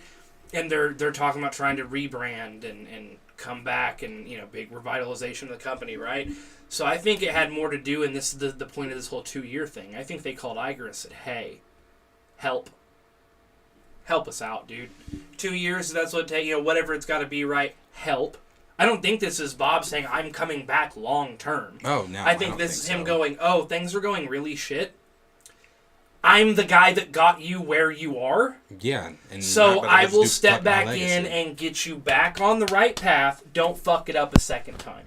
They're going to need longer than 2 years. Oh, they're going to need longer and than I'm 2 sure years. he will, but at the same time, what he can do in those 2 years is he can set things up to where he gets more hands off, right? To where he's able to, again, he can turn and go, Feige, run fucking Marvel, man. You know what I mean? He can look at him and go, dude, handle this like you handled it before. And then he can back the fuck off a little bit. That fire is... He can go around putting out fires, establishing what needs to be established correctly to run this business properly, and then he can fucking fade out again, right? But I just think this gives me hope, because what it's showing me is Disney's fully aware of, hey, things aren't going well. I don't think it's Disney's fully aware, because I don't think Disney gives a fuck that things are... I think it's affecting Disney's pockets. Okay, when I say Disney, I'm talking investors that run this company. Yeah, it's affecting I'm pockets. saying investors go, hey, and that is what I mean by things aren't going well. How do you know a company isn't doing well? Their pockets. That's the only way you know it's not going well. That's what it is. It's so they go, being hey, hurt. Stock's not doing great. We're not getting the same message. Come help us again, please. And I think that's kind of where it's at. Yeah, I think that, what, were you going to say something? Well, I was gonna mention, but don't we? Well, because you mentioned him setting it up in a way that whenever he steps off again, because he doesn't have to have his hands in it as much. But don't you think he did that whenever he left the first time? Yeah, that's a good point. Mm-hmm. I mean, obviously, maybe it was you live and you learn. Maybe it wasn't. Maybe he's got a different idea of how you do it this time. Mm-hmm. But I'm just saying, it'd be like if Darius ran this show, and then at one point he was like, I think y'all got this. Here's my guy. You know what I'm saying? He can help y'all finish this up. It starts going terribly. We call him back, and he really doesn't want to do it because he retired, right? He said, I gave y'all the world. But I'll come back. Yeah. I'll set it up again. Don't fuck it up a second time. Because he's got a net worth of $350 million. He doesn't give a shit what happens. Right. But he cared about the company he built. He cared about the legacy. So he says, I'll come back and try to fix this. If I fix it again, don't fuck it up. And the difference in Iger and J-Pex is a suit. Iger builds relationships. It's all about those relationships being built behind the scenes. I want to say... even fixing the whole... No. But it's about building relationships. It's about, and I think that's what Iger does. I do want to read this here from this. This is coming from an insider here. It says, Jordy, who said, so Bob Iger is back as Disney CEO. The Disney board made an offer yesterday, and he accepted this morning with a low compensation package. Low compensation, so they probably didn't back I guess they didn't back the fucking truck up. Bob Chapek was fired as a result with a large severance package. More info as I can share it. Then he said, as for what is happening with Bob Chapek, I'm hearing that there is a non-disagreement and a non-disclosure clause in his termination agreement. Don't think we'll be hearing from him anytime soon about what he thinks. I probably not, because again, the reason that this is the same man that just a few weeks ago said animated movies are for kids, not adults. Yeah. Speak for yourself. I like animated shit. This is also the same man that, was against that was for the bill and everything. So, he wasn't widely loved. Well, and this also goes back to, it's interesting to me because when I see, okay, I'll use the example of, my little sister, right? So my little sister is just like anybody else. She's into just, what is popular right now, right? I mentioned Dungeons and Dragons the other day, and she's kind of like, you play that? You know what I mean? Kind of interested, right? Watches anime, this and that. My parents, who are upper middle class white people, do well for themselves, right? They're like, those cartoons, those for kids. And I'm like, I was just watching Chainsaw Man, where a man with a chainsaw for a head just gutted 50 people on screen, right? That's clearly not for children. You know what I'm saying? Right. You're missing the point on that. Or she mentions D&D, and they're like, that's what the nerds play. That's what the, you know what I mean? And I feel like that's what Iger is, or that's what not Iger, Chapek is like. He's like, that's for kids. And no adult watches an animated film, right? Even though they included adult jokes and humor in every animated movie they've made since Disney was in its fucking inception, right? I just feel like he could run a standard business, but Disney's not. He's a suit, but Disney's not a standard business. It's not, and that's where fuck. Have you seen Big Hero 6? I have. It's one of my favorites. Tell me that is not an adult. A kid could watch it, but an adult can watch it. I cried, dude. Yeah, who's saying? But who's arguing that none of them are? Yeah, but that's what I mean. I think Iger just didn't, or Chapek just didn't get it, and Iger's like, man, I set it up. It was real simple. How mad would you be if you set that up and your buddy just fumbles the fucking ball? Obviously, mad enough to come back. Yeah. It says, this one goes on to say, it's also unclear as of now, but I expect that Bob Iger will be tapping some of his former executives that left the company when he left to return as well. He has lots to do and may stop by the Disney lot to begin as early as next week before Thanksgiving. Then the last one here says, the Disney board had apparently been simmering on removing Chapek for a while. Many intentionally believe that the poor performance in the Q4 financials report just a few weeks ago was the final nail in the coffin. The most interesting tidbit about all of this is Bob Iger thought about returning to Disney for only about 12 hours before he said yes to the Disney board, accepting their offer for being CEO for 2 years. And then this one's going to bring me to the next thing I want to say or talk about here with all this.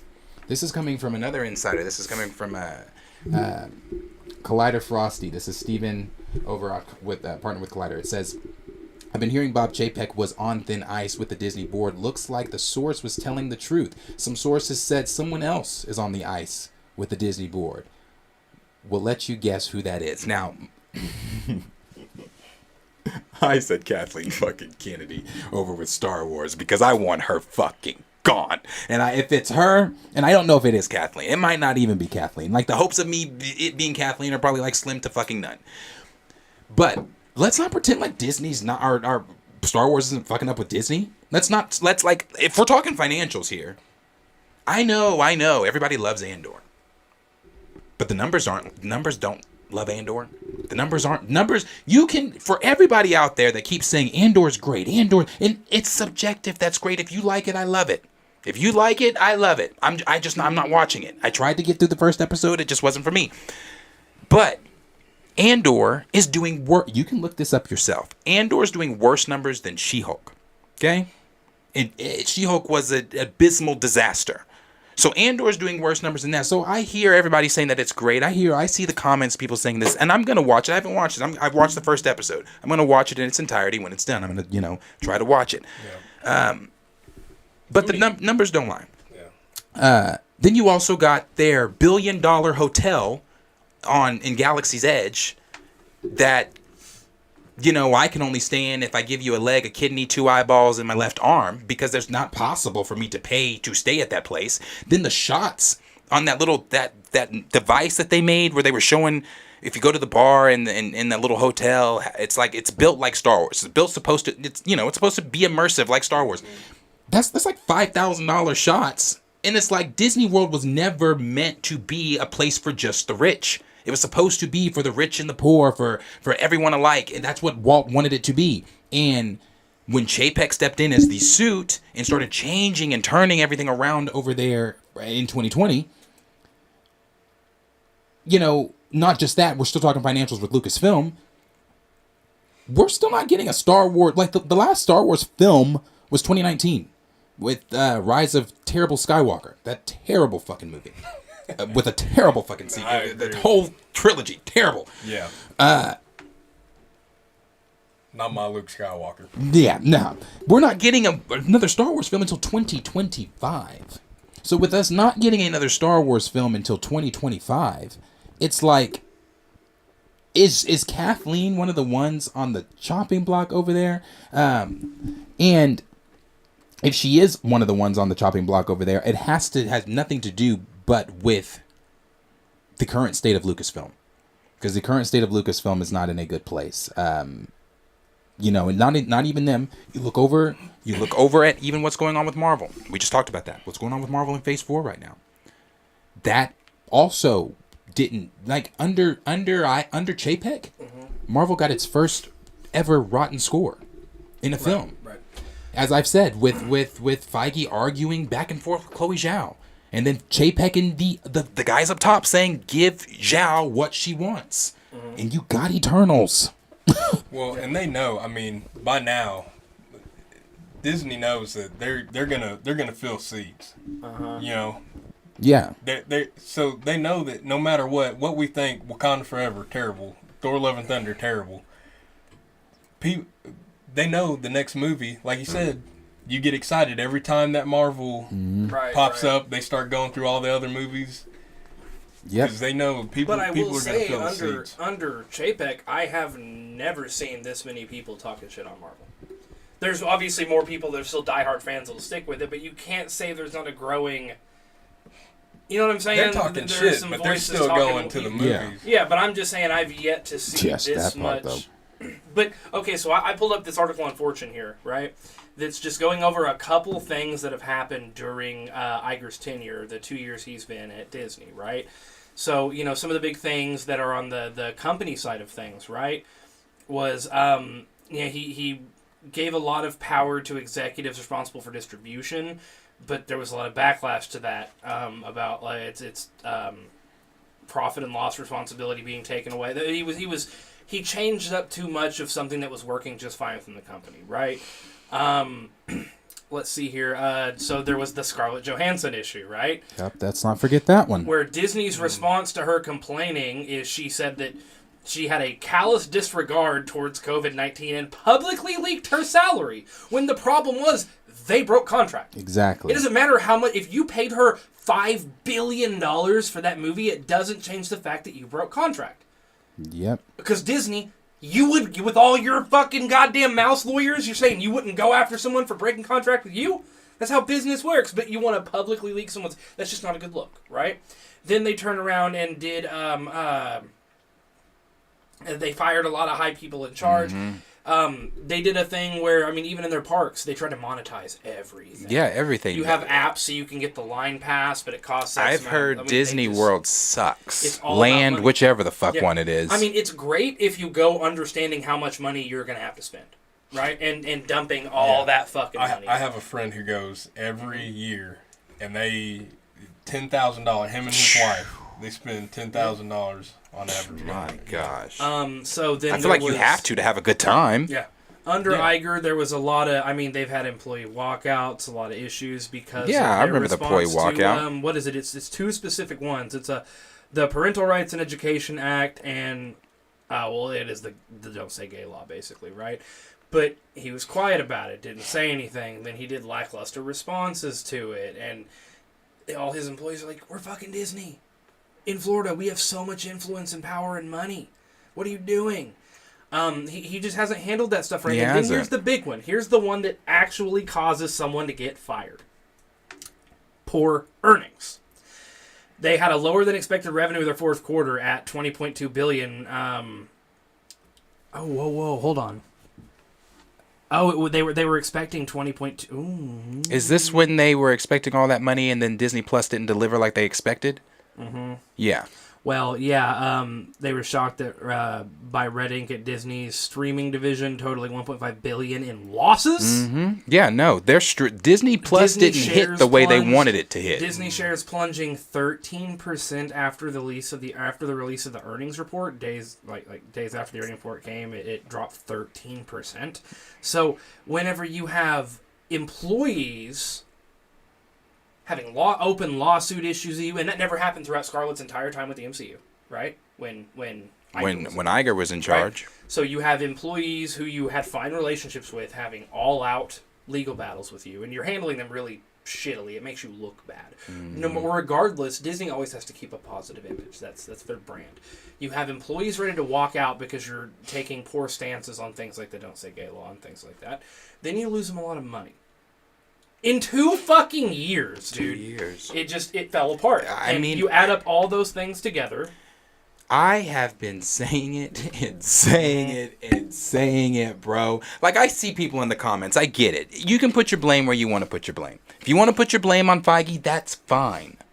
Mm-hmm. But the last thing I'm going to say here in regards to Iger being back and creatives having back the control that they had before he left, I can't recall a time where people were like Kevin Feige this or Kevin Feige that before 2020. I can't. And I also don't know of a time where Kevin Feige was specifically stripped of a lot of his power. I mean, you have to understand, this man, I remember when the Ant-Man trailer first came out.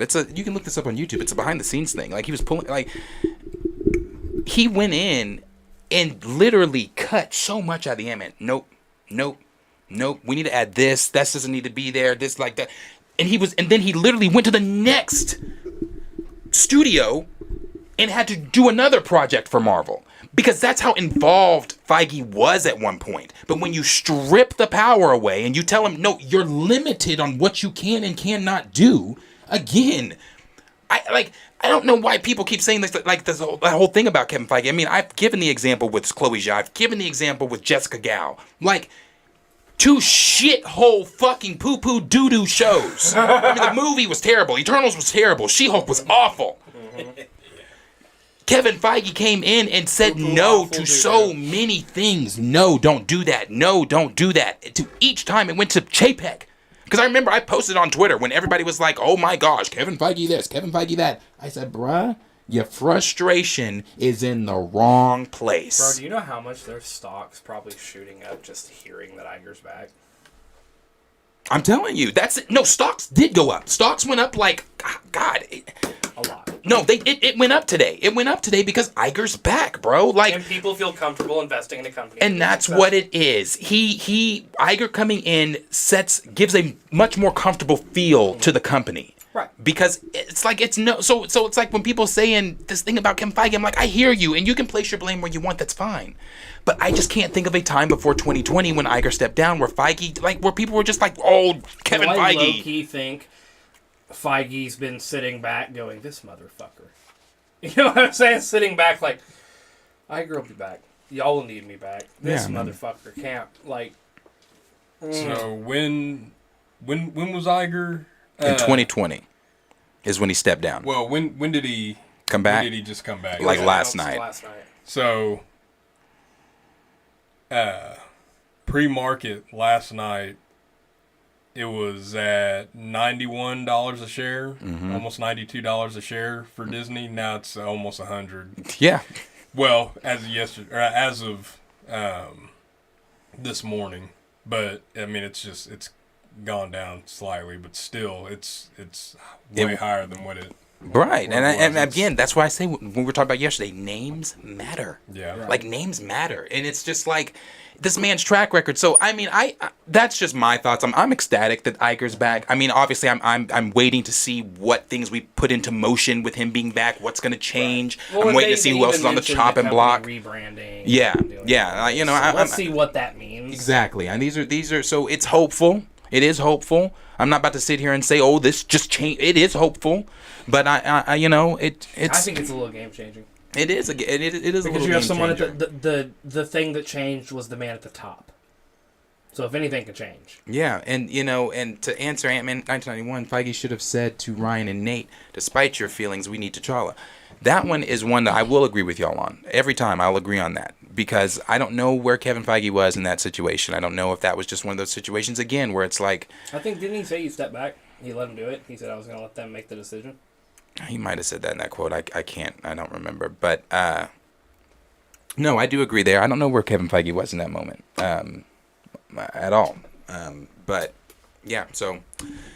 but as always, like I said, that's what I have to say on that we got one more, and that's little TJ here. Yeah, but hit the comments real quick? Let us know down below in the comments what you guys are thinking about Bob Iger being back. Is, you know, don't call it a comeback. Is this a somehow Palpatine returned? How do you feel about this? Like, I'm ecstatic. Like I said, I'm happy for it. I really am. I'm hoping to see creatives get their power back, and I'm hoping to see a change in the franchises that I love, starting with fucking Lucasfilm, man. They gotta fix Star Wars. So let us know what you guys are thinking. Mm-hmm. Hey, I just want to make a point real quick. I have noticed that our subscriber, I think we were at 1.25, now we're at 1.26. So shout out to anyone and everyone who has subscribed during this stream. That is fucking awesome. Appreciate you guys. And if we could, guys, again, smash that like button. Let everyone know you are here. It means a lot to us. It gets us traction, helps us do the great things that we can do to bring you guys the fun news we bring you all the time here on Planet Fanatics. So to get to these comments, Raymond2000 said, I'm so glad Bob is out now and Bob is back. Can we agree that Bob is so much better at running a business than Bob? I fucking agree, dude. Bob over Bob, all day, every day. Fuck Bob. Glad Bob's back. He's a great guy. And then I guess Johnny Stevens said, no, it was Apple that was going to buy Sony. It was its own thing, but... I can't remember who it was that was petitioned by Disney. D. Stizzle said Bob Iger's partially responsible for Star Wars being trashed in the beginning. I would not say that simply because a lot of the people in the Star Wars team are people that were still around George Lucas. So I'm pretty sure Iger was like, I will let you guys kind of run this show. Here's the thing about Kathleen. People like Iger, and this is not a knock on Iger or anything like that, but people like to believe that Kathleen Kennedy, outside of Lucasfilm, is just this immaculate producer because she gave us E.T. Fuck E.T. I love E.T., but fuck E.T. Like, I don't give a fuck if she produced E.T. Her treatment of Lucasfilm since George has stepped down has been abysmally terrible. Terrible. Hopefully she goes. Terrible. Like Mandalorian, gotcha. Anything Dave touches, gotcha. Anything outside of what Dave touches or Jon Favreau touches, it's always creative differences with Kathleen Kennedy and directors. Like she's wanting it to go one way, but then they're like, no, but we're trying to tell this story, and she's like, no, we need, like, you know, with what did she say? The Force is female. Like, get the fuck out of here. Like what? Well, and I'll even everyone likes to throw out the Mandalorian and Rogue One, right? They love to throw those out, but it's like, okay, out of 19 fucking projects since you've taken over, you have 2 successes. I don't give those to her. But still, even if you do, that batting average is fucking terrible. 2 successful projects out of how many? Get out of here. Yeah. Get the fuck out of here. And then let's see here. Gray said the board asked Iger, can you pull us out of this shit, please? Johnny Stevens said, don't really care about Star Wars, but he gave Feige his power. Bob Paycheck took that away. Astra said, if Iger lets Feige run Marvel Studios, will we get T'Challa back with Coogler still around and Nate Moore? Here's what I want everyone to realize when it comes to T'Challa. I am hopeful. Man, I am a recast T'Challa fucking warrior. You know that. We are not getting T'Challa back in the MCU. I'm still out here campaigning. I'm still pounding Twitter and pounding these videos out with Recast T'Challa. I have a discussion with anybody on the line. You know, it's Recast all day. But as I've said before, if you watched or if you were here during our live and we watched Nate Moore's newest interviews or anything like that, or you watched the replay video that I just posted a few days ago, in that interviews, in either one of those interviews, tell me if you got any inkling, any feeling, any hope that T'Challa's coming back. It doesn't matter if Iger's back. It doesn't. Why? Because this was a matter already placed before Iger came in. What's Iger going to do? Come in and say, you better put... I don't see him doing that. He could, but I don't see him doing that. I think what they're saying is the only thing is that Iger could give Feige his spot back. It ain't going to happen. It ain't going to happen. It's already pre-established. Kevin Feige's not going to step in and say, hey... They've made their bed. Now they're going to lay in it. They gave you your mid-credit scene with T'Challa Jr., with TJ. Yeah. That's your T'Challa moving forward. Right, and this might even be a thing where Kevin Feige scratches his head and goes, how am I going to pull this off? And he's not even scratching because he's not thinking about it. They've already pulled it off. TJ's the pull-off. You're not hearing me. TJ scratching his head going, how do I bring that? How do I hurry up and get this? Oh, we know how that's going too. Ryan's answered that. They're going to give T'Challa stories from the comics to TJ. I'm saying how to speed up, how to connect it. You know what I'm saying? That's what I'm getting at, is him scratching his head going, y'all have left me with a little bit of a fucking, all right, and then getting it done. But, Jira said, what's up, y'all? Just showed up. It's good to see you, buddy. Diesel said Feige made some bad decisions, too. I'm not letting him off the hook. I mean, that's what I said. Hey, place your blame. Personal opinion. Place your blames. I do give him a lot of credit for giving me what I've gotten. Then Johnny Sweeney said, Chapek reminds me of Zaslav, and I feel... we're one bad decision away from Disney being like the WBD. Warner Brothers. Warner Brothers DC. Oh. Vale said, yeah, Feige is definitely not blameless. Johnny said, I feel like Feige is blameless. He was batting 1,000 before Chapek, and yeah. I mean, I'm telling you, if someone can give me an example of, like, where Feige fucked up before... Like, give me a fuck-up example.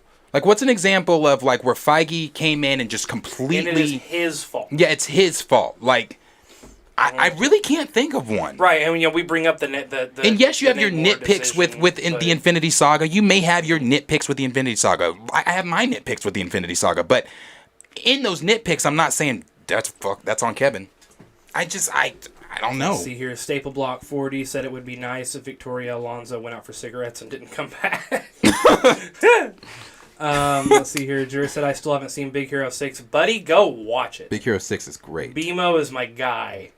And then Johnny Stevens says, Big Hero 6 is Marvel.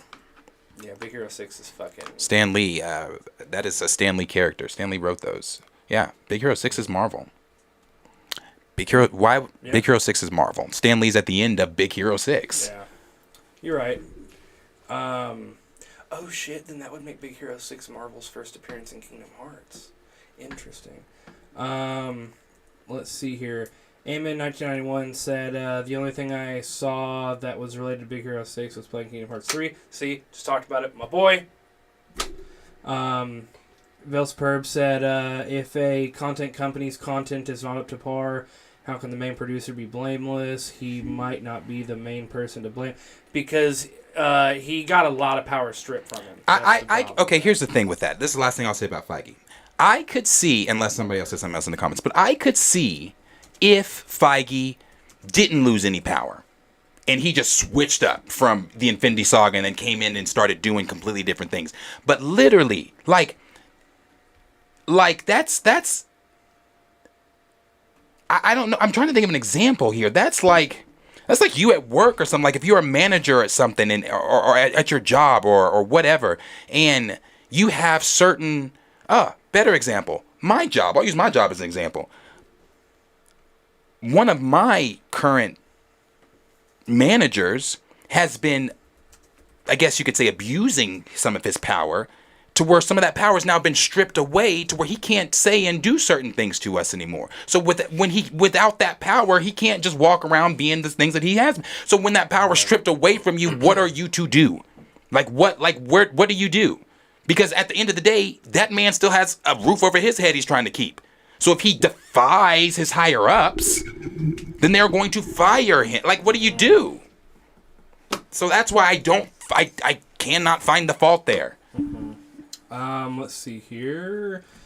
Official Liam G, good to see you in here, said it's probably not Kathleen, unfortunately, because Iger is a Kathleen supporter more than Chapek. That is very true. That's why when you were talking about how 7, 8, and 9, or whoever that was that said Iger let Kathleen, that's why 7, 8, and 9 was the way it was, because he let. But I'm hoping as right, but no, let's just bring up the point that no, I mean, again, Star Wars specifically wasn't perfect under Iger, but it was better than it is. And it's just my opinion. Well, nothing's really been changed. Here's the thing. Under him, we still got 7, 8, and 9. That was under Iger. True. Those are no one will ever convince me. Oh no! I trust me. I hated them, but I'm saying Star Wars hasn't gotten better or worse between the two Bobs. When I saw damn Leia pull herself back on that ship, come on, yeah. You heard the loudest. What the fuck? That is in my list of never. So have I told y'all so I have not told you this. I went to go see 9 with my in-laws, right? It was me, my wife, my son, and my in-laws. And the level of disgruntledness I had during that movie, literally, I mean, there was a point where I wasn't loud enough that it pissed other fans off, but I was like, they fucking brought Palpatine back? My father-in-law was like, why are you so mad about this? I'm like, that I wasn't mad about, because that made sense if they would have gone with the original story that they were going to go with. Right, but it seemed like an ass pull the way they pulled it off. Or the Knights of Ren. That fucking floored me. I did yell out loud at the end of that movie. I said, "Your last name is Palpatine!" And then I left the theater, and my father-in-law was like, "Why are you so upset?" And I was like, "That movie was fucking garbage." And he's like, "It really wasn't that bad." And I'm like, "Shut the fuck up. We're not talking the whole ride back to... No." Anyway, so Jira said She-Hulk is... I had actually had good numbers, but the first half of its episodes, I don't care. That movie, I hated that show. I don't want to see. I don't care to see. Twerking with Megan Thee Stallion. Well, no. To me, that was hilarious and fine. It was so early on in the series, I didn't care. I don't care about the writing on the whole show sucked. I don't care about anything you did because you erased all of that with your finale. So I could give a shit. Yeah, the finale was I'll address this crazy. one. I'll give you a reprieve, and I'll address this one. Vale said the blind faith in Feige is just weird. I disagree, because here's the deal. If I have a video game franchise that I love, and one person's in charge of it the entire time that the games are gone, and they're great, and I love them, and they're awesome, and that one motherfucker doesn't get creative control of the next 2 games, and they're terrible...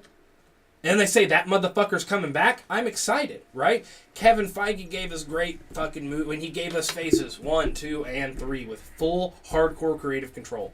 They took that away. We got phase 4. It just kind of makes sense. Not only that, I mean, it's not. The blind faith in Feige is weird. Names matter, and the reason I say names matter, it's because when we talk Secret Wars, I want to say just about everybody, and you might not be one of them, but I want to say just about everybody in here is always like Russos. Why does everyone scream Russos? Because they make good fucking movies. Names because they made the best matter. Marvel movies. Yeah. Like names fucking matter. No, I mean, not only that, who allowed the Russos to even come in and show you that they're bigger than the movie they did with Tom Holland? Because outside of Marvel, you can't say, man, I love that Russo brothers film, because there's not one. No, but I mean, let's argue that it's the work matters. Take the name away from it. If you didn't know who any of the people were that made any of the Marvel movies, and I had you rank them, I bet you the top ones would be the Russo's films.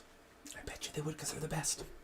Fucking Winter Soldier's the greatest. Yeah, but I just have to say, but the work matters, but like when you have a creative person like that that's putting all these intricate pieces together, like. Well, no, that's what I'm saying.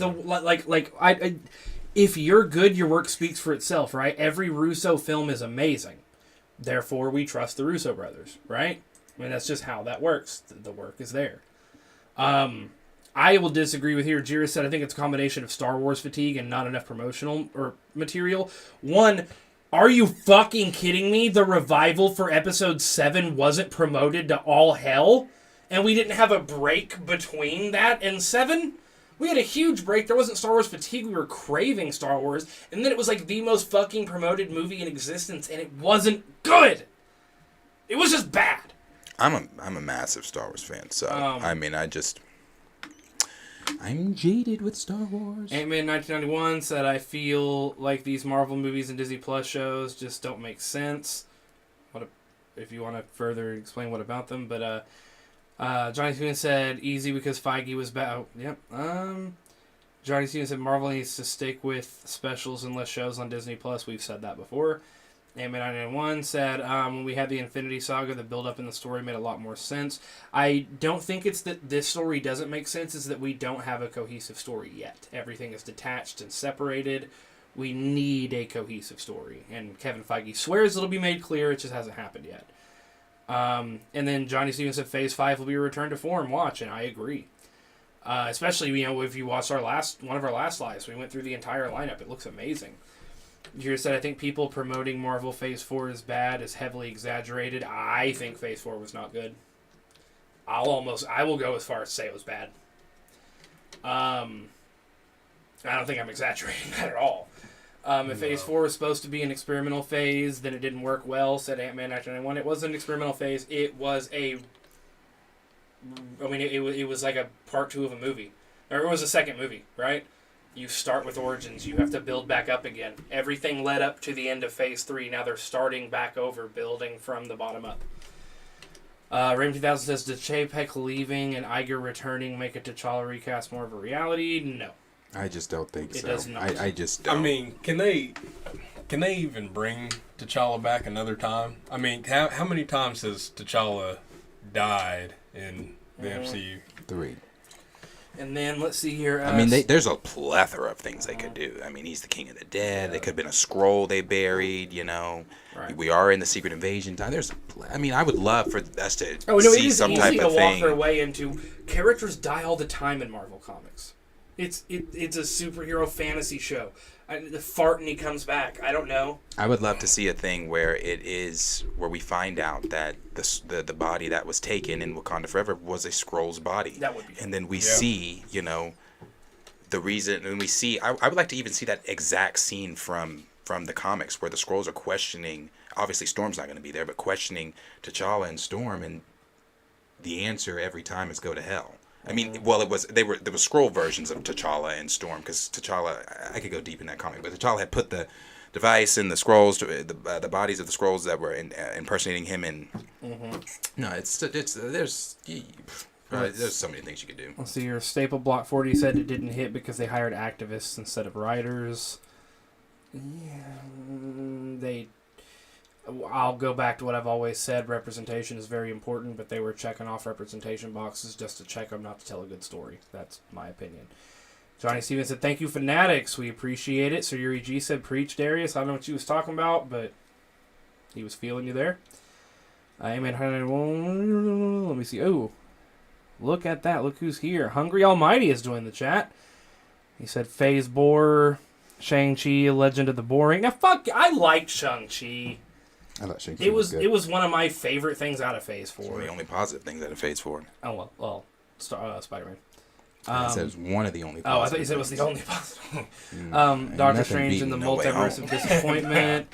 Thor, Woke and Blunder, and Black Panther, Wakanda Forever. Yeah, that's funny names. J. Rob said Rey Skywalker is fan fiction. I don't like that name. They'll course correct because everyone hates it. And then, officially MG said no Shang-Chi slander. That movie's actually good. Other than it being a standard superhero movie where it's kind of comical how things get resolved and Marvel not knowing how to film a battle scene and motherfuckers who've never held a bow and arrow before being able to shoot through a maelstrom. Yeah, it was a great movie. And I'm not talking shit. I actually liked the movie. Stablebot 40 said, my son read Secret Wars last weekend and asked what kind of Frankenstein piecemeal production this will be without T'Challa. We've said that before, too. Oscar said on a side note, how many hats do you own, Darius? Different hat every stream. Honestly, I own a lot of hats. Raymond 2000 said Secret War is going to suck. Raymond, we know. We know what you're going to say about everything. We know. I do appreciate the comment, though, Raymond. J-Rob said Shang-Chi was stupid. They should have stuck as close to the source material as they possibly could with that character. The fuck do you mean stuck close to the source material? Do you know what the source material on the Ten Rings is? So he's a walking demigod who can literally warp reality at will? MCU can't handle that level of plot armor. Do you know what the Ten Rings can do in source material? I think what they did was fine. Big Brell said the Russo movies outside of the MCU is bad. Well, we're not talking about outside the MCU, bud. No, I said outside the MCU. That's probably why they. Spoiler alert. Ashra, I'm almost at the bottom. Ashra said Shang-Chi should get rid of Kathy and hit Blasent crap. The Russo brothers are the only ones to get T'Challa right. Ryan makes me scratch my head. Agreed. Russo bros should have been the ones to do the Black Panther movies. Just saying. That's Robert Gray. Havoc and... Oh, nope. They're commenting on each other. Andre Ware said, is Feige the one who said that there would be more women heroes than men in the MCU? Great question, brother, on that one. I That's don't another know. one I don't have an answer to. I don't know, but I'm gonna say I don't. I mean, I feel like there's an argument to be made somewhat, but I will still stick to my guns that every woman hero that comes out, everyone has a problem with. You know, it seems a little bit like you can just say you don't want women to be heroes without adding the extra steps, but that's just me. I mean, you know what I'm saying? If that's what you're really trying to get at, then go ahead and say it, but... Right. Official Liam G said Phase 4 is mid, so is Phase 1. I like Iron Man in 1 and the Avengers from that phase. I liked the first Thor. Yeah. At the time, I definitely did. Asher said, I hope T'Challa is a Skrull, like you were saying. Raymond says, Shang-Chi didn't suck Raymond! Changing his mind on things. Almighty Hunger's off topic. Have you guys heard about JDF? First was Kevin Conroy and now Jason David Frank? Who's that? Not sure. You gonna type him real quick while I do the last two? Let's see here. Raymond said, it's not the shining, shimmering masterpiece John Campea says it is, though. Oh, because Campea loves Shang-Chi. Oh, it's just a motherfucker can handle a bow. Yeah, he does. It ain't all that. It's good, but it ain't all that. Uh-huh. Then Raymond 2000 said, all the Thor movies suck. What? Raymond, Ragnarok, where are you at, bro? Jason David Frank played, I think, Tommy in the Power Rangers. Oh, yeah, the Green Ranger died. Green That Ranger, is fucking Green Ranger. sad. Yeah, you're right. Yeah, that fucking sucked. Okay. Well, we are going to move into our last and final topic here, and that last topic is going to be just going over to answer some of the things I was just going over a few minutes ago, where people asking about T'Challa and are we going to see this, are we going to see that? Well, let's get into what E-Man. So E-Man released his the part 2 to the interview that he did with Nate Moore.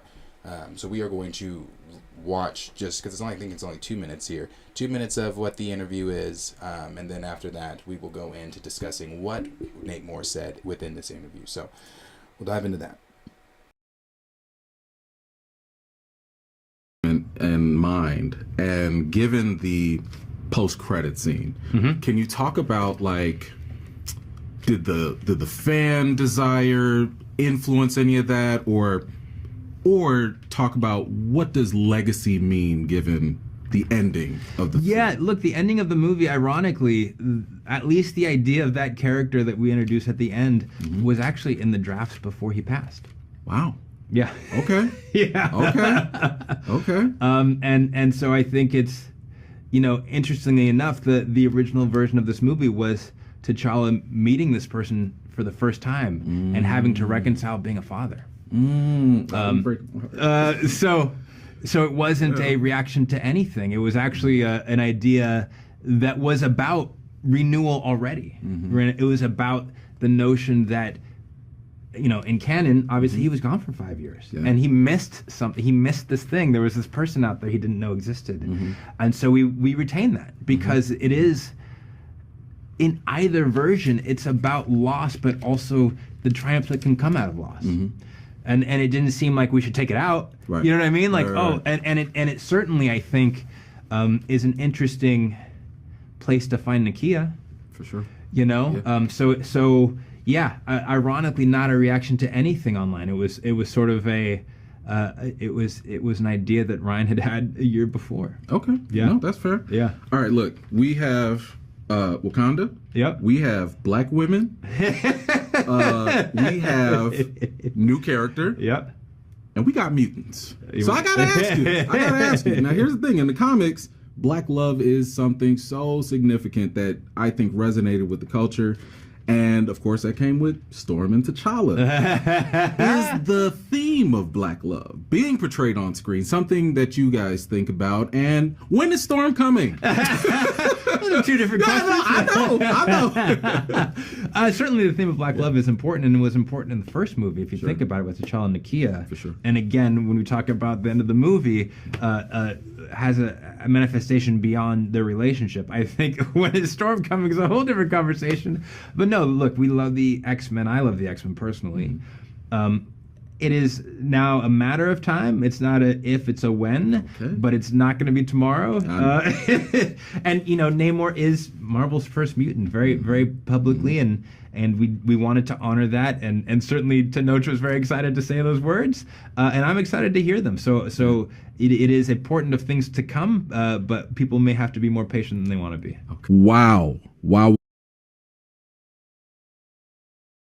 Oh, say it again. Said that guy's full of shit. Yes, Nate Moore is Nate Moore eats, breathes, swims and shit. I don't know how E-Man can sit across from him and have such a cordial. I mean, it's called being an adult. I get it, but Why? Why do we need? Why do we need the young T'Challa? Right. At this point, We don't. Yeah. You know, not this way.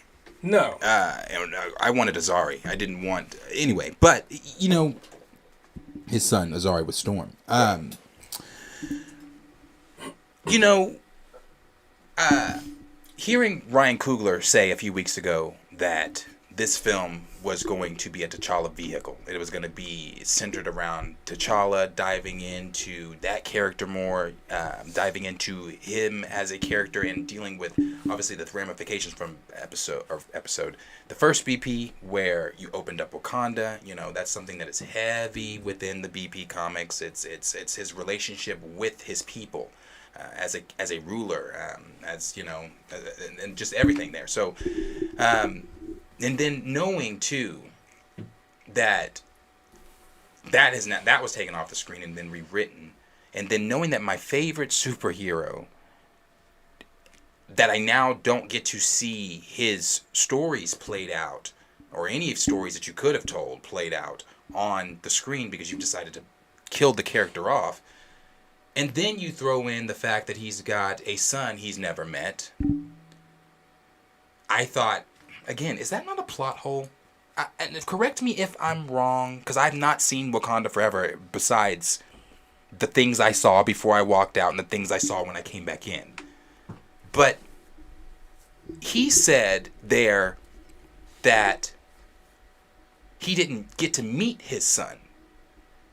Didn't Nakia not say his father prepped us for this? Yeah. So plot holes, even when, because that's what I mean when I say. That's what I say when I say this man is lying constantly. I can't necessarily put validity on that's a lie. That was not in the script before. I don't know, but when you go on and say he didn't meet his son, but the movie that you just forcefully shoved in our faces with how morbid it was and injecting real life into the film, you put in your mid-credit scene that I'm sure was rushed at the last minute. I don't know that for sure, but I'm thinking that your Baba prepared us for this. He prepared them for death. So in order for him to prepare them for that, he would have had to have met his son at some point. Now, let's move it here. The boy is what, 6? I think they had established he was like 6 or 5. Then Nate Moore said that that was when T'Challa was in the blip and all this kind of stuff. I don't know. I just think, I think that things are being said to have to cover your ass on all the things that you're having to keep up with from lie 1 to lie 2 to on and on and on and on. And it's one of those things to me, again, now you've got the stereotype that I've talked about before. You've got the absentee father. You've got the absentee baby daddy. Yeah, and then you double down on it. And I just also don't think why... I don't understand why T'Challa wouldn't think that Wakanda is not the safest place in the world for his son to be, with the best education. Yep. With the best everything. Yep. It goes against everything T'Challa stands for. Especially in the first film. Son. Like, another deal, too, is, they said we want to keep him here to avoid the pressures of the throne, right? A throne that he will one day assume? And you want him to avoid it? No, T'Challa would want to get ahead of it.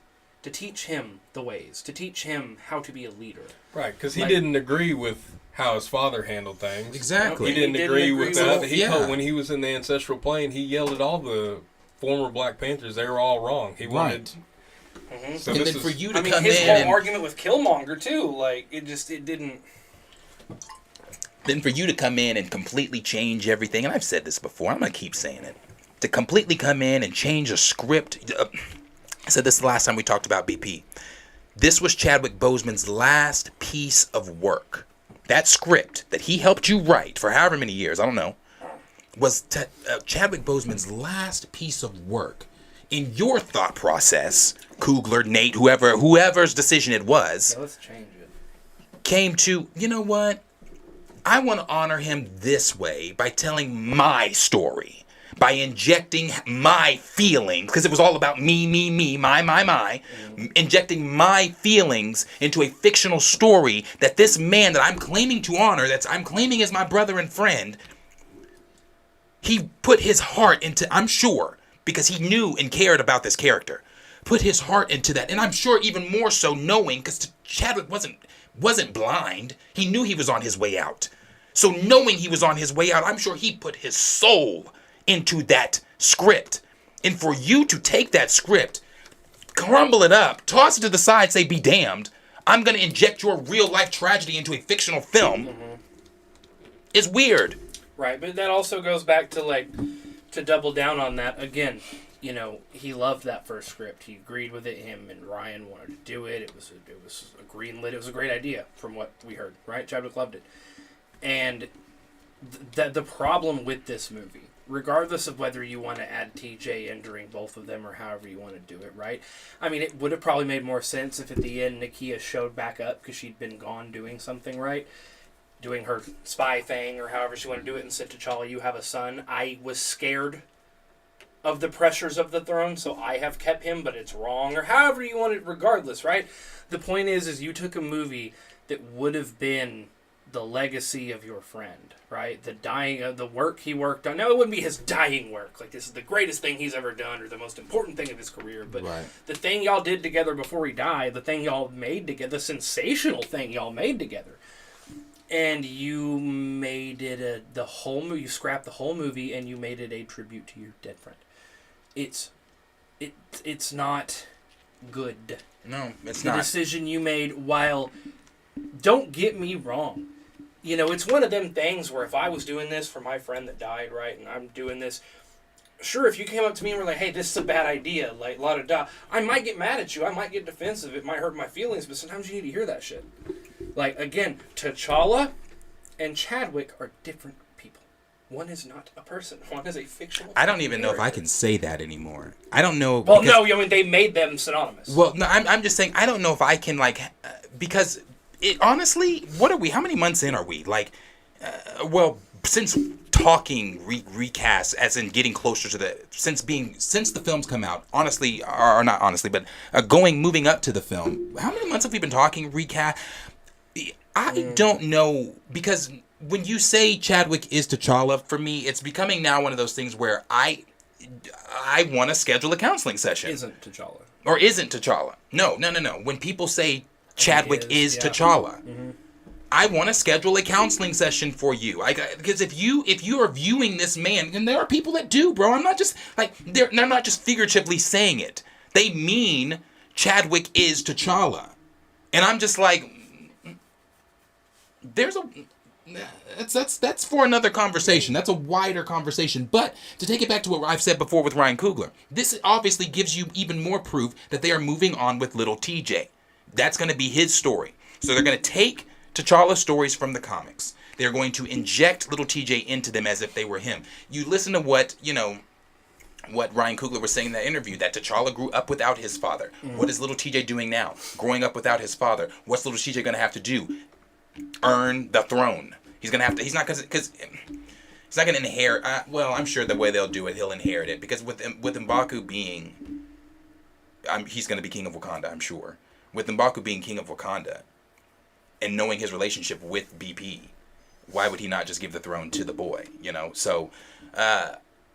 So I guess inherit, earn, whichever word you want to use. In the comics, it's earn, but inherit in the MCU. Unless M'Baku has children, and I just don't see M'Baku. And if they do that, then what are you doing with the movie at that point? Then Civil War. Then what are you doing with the movie at that point? Go in House of Dragon, Game of Thrones on it. Yeah. No one's interested in that. Like, I'm not interested in that. Well, so you mentioned the counseling session. Here's what I'm. So I was taking time to pull this up because someone had commented on a Facebook page I'm in, right?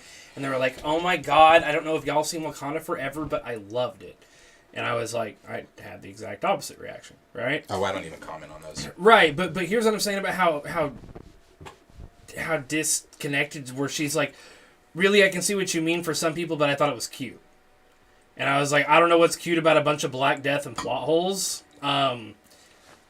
Like, it just didn't sit right with me. So, yeah, I definitely understand that. It felt rushed at some points, and a lot of it felt unnecessary, but I still loved it. And I'm like, so you're saying there were plot holes, things didn't make sense, it was unnecessary, there was a lot of Black Death, but it was cute and you loved it in the same fucking breath? That's what I was saying about the cognitive dissonance of people are gatekeeping this to where if you have anything to say, it's like, well, you're disrespecting Chadwick Boseman with your opinions. And it's like, get the fuck out of here, bro. Sorry, I got a lot of hype, but that's how they act. I mean, it's literally like if I'm like, hey, this plot didn't work, how dare you say that about Chadwick Boseman? That's not what I'm saying. Like, it's synonymous now. Yeah, there is no separation anymore. Here, I'll give you some advice from a veteran recaster. Stay out of those conversations. Like, honestly. Because it took me time to understand that these people simply don't want to understand. So why argue with someone who does not care, who will never understand? They don't get it because they see two things. Chadwick Boseman, three things. Chadwick Boseman, 2018, Black Panther. I love that fucking film. That's all they see. So save your energy, save your finger space energy and all that. I don't. Like, I'm telling you, go look at our comments. When people come in and they get the same generic reply. Go off, King. Depending on your gender. Go off, Queen. I'm not going to argue with you because you're not going to change my mind and I'm sure not going to change yours. But you watched my entire video. Thanks for the view. Right. So I don't care to have those conversations. But to take it back to what Ryan Coogler was saying about the whole and good on you for going hard, but I don't have that energy for them anymore. What Ryan Coogler was saying about him or the comic books and everything like that, they're just going to take TJ and they're going to take his story. And so I've seen other people saying too in the past, before we started talking about Storm, before we even saw the film, everybody was assuming that they were going to take TJ and Storm and have them a younger Storm and a younger the young TJ. Meet one another and have a relationship with one another and everything like that. And I've seen some people, even E-Man said it. I don't agree, but I've seen some people saying it. E-Man said it kind of would make sense because, in the comics, I don't want to misquote him, but I believe he said it would kind of make sense. But in the comics that, they did meet young. T'Challa and Aurora met young. TJ and Aurora didn't, and I get it. It's the MCU. It's not the source material. I understand that, but I don't want to see. It's unnecessary to take this character stories with the logic that Marvel's using. You don't get T'Challa, but you get T'Challa, but not the T'Challa you want, but the T'Challa that we're going to give you, and then we're going to give you we're going to take our T'Challa and give him your T'Challa stories, and you're just going to have to be happy. Like, no, I don't have to be happy. Why not recast him at that point? Yeah, Exactly. it's recasting with extra steps. Yeah. Why not recast him at that point? If you're doing all of this X, Y, and Z and all these flips and turns and ninja fucking warrior shit, why would you not just recast the character? Like, it's exhausting. It's hard. It's annoying. I don't agree. I don't agree, and I don't think I ever will agree. I don't think there's ever going to be a point where I'm just going to be like, yeah, you know, especially with the stories you're telling. Well, and it's also like, look at what they were trying to do at the end of Black Panther 1. At the end of Black Panther 1, they were trying to spread Wakanda to the rest of the world. You know, they were opening up Wakanda. They were starting the scholarship program, right? Which would have led right into Enemy of the State 1. There would have been a death. He would have been in America.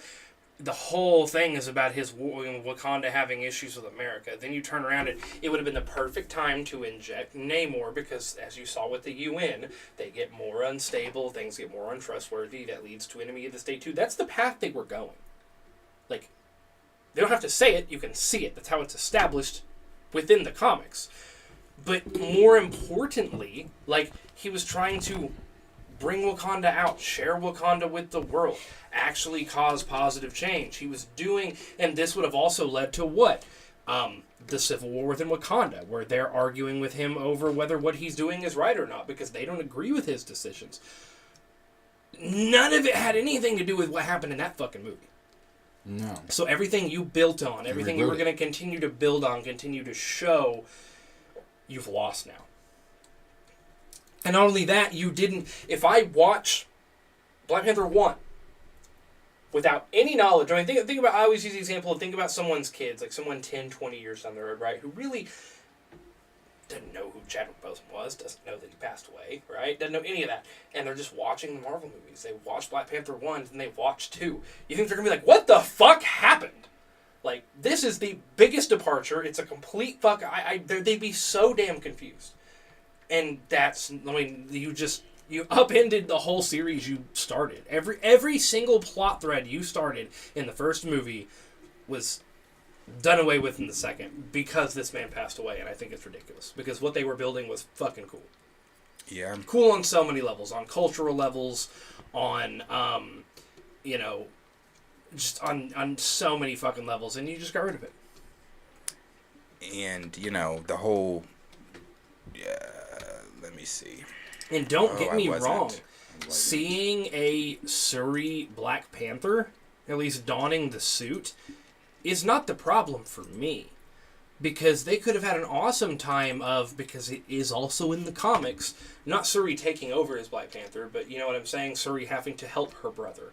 Them having to lean on each other as siblings and figure out how to correctly lead and support each other together. A king and you know what I'm saying? Them lifting themselves up. You've talked about this many times, right?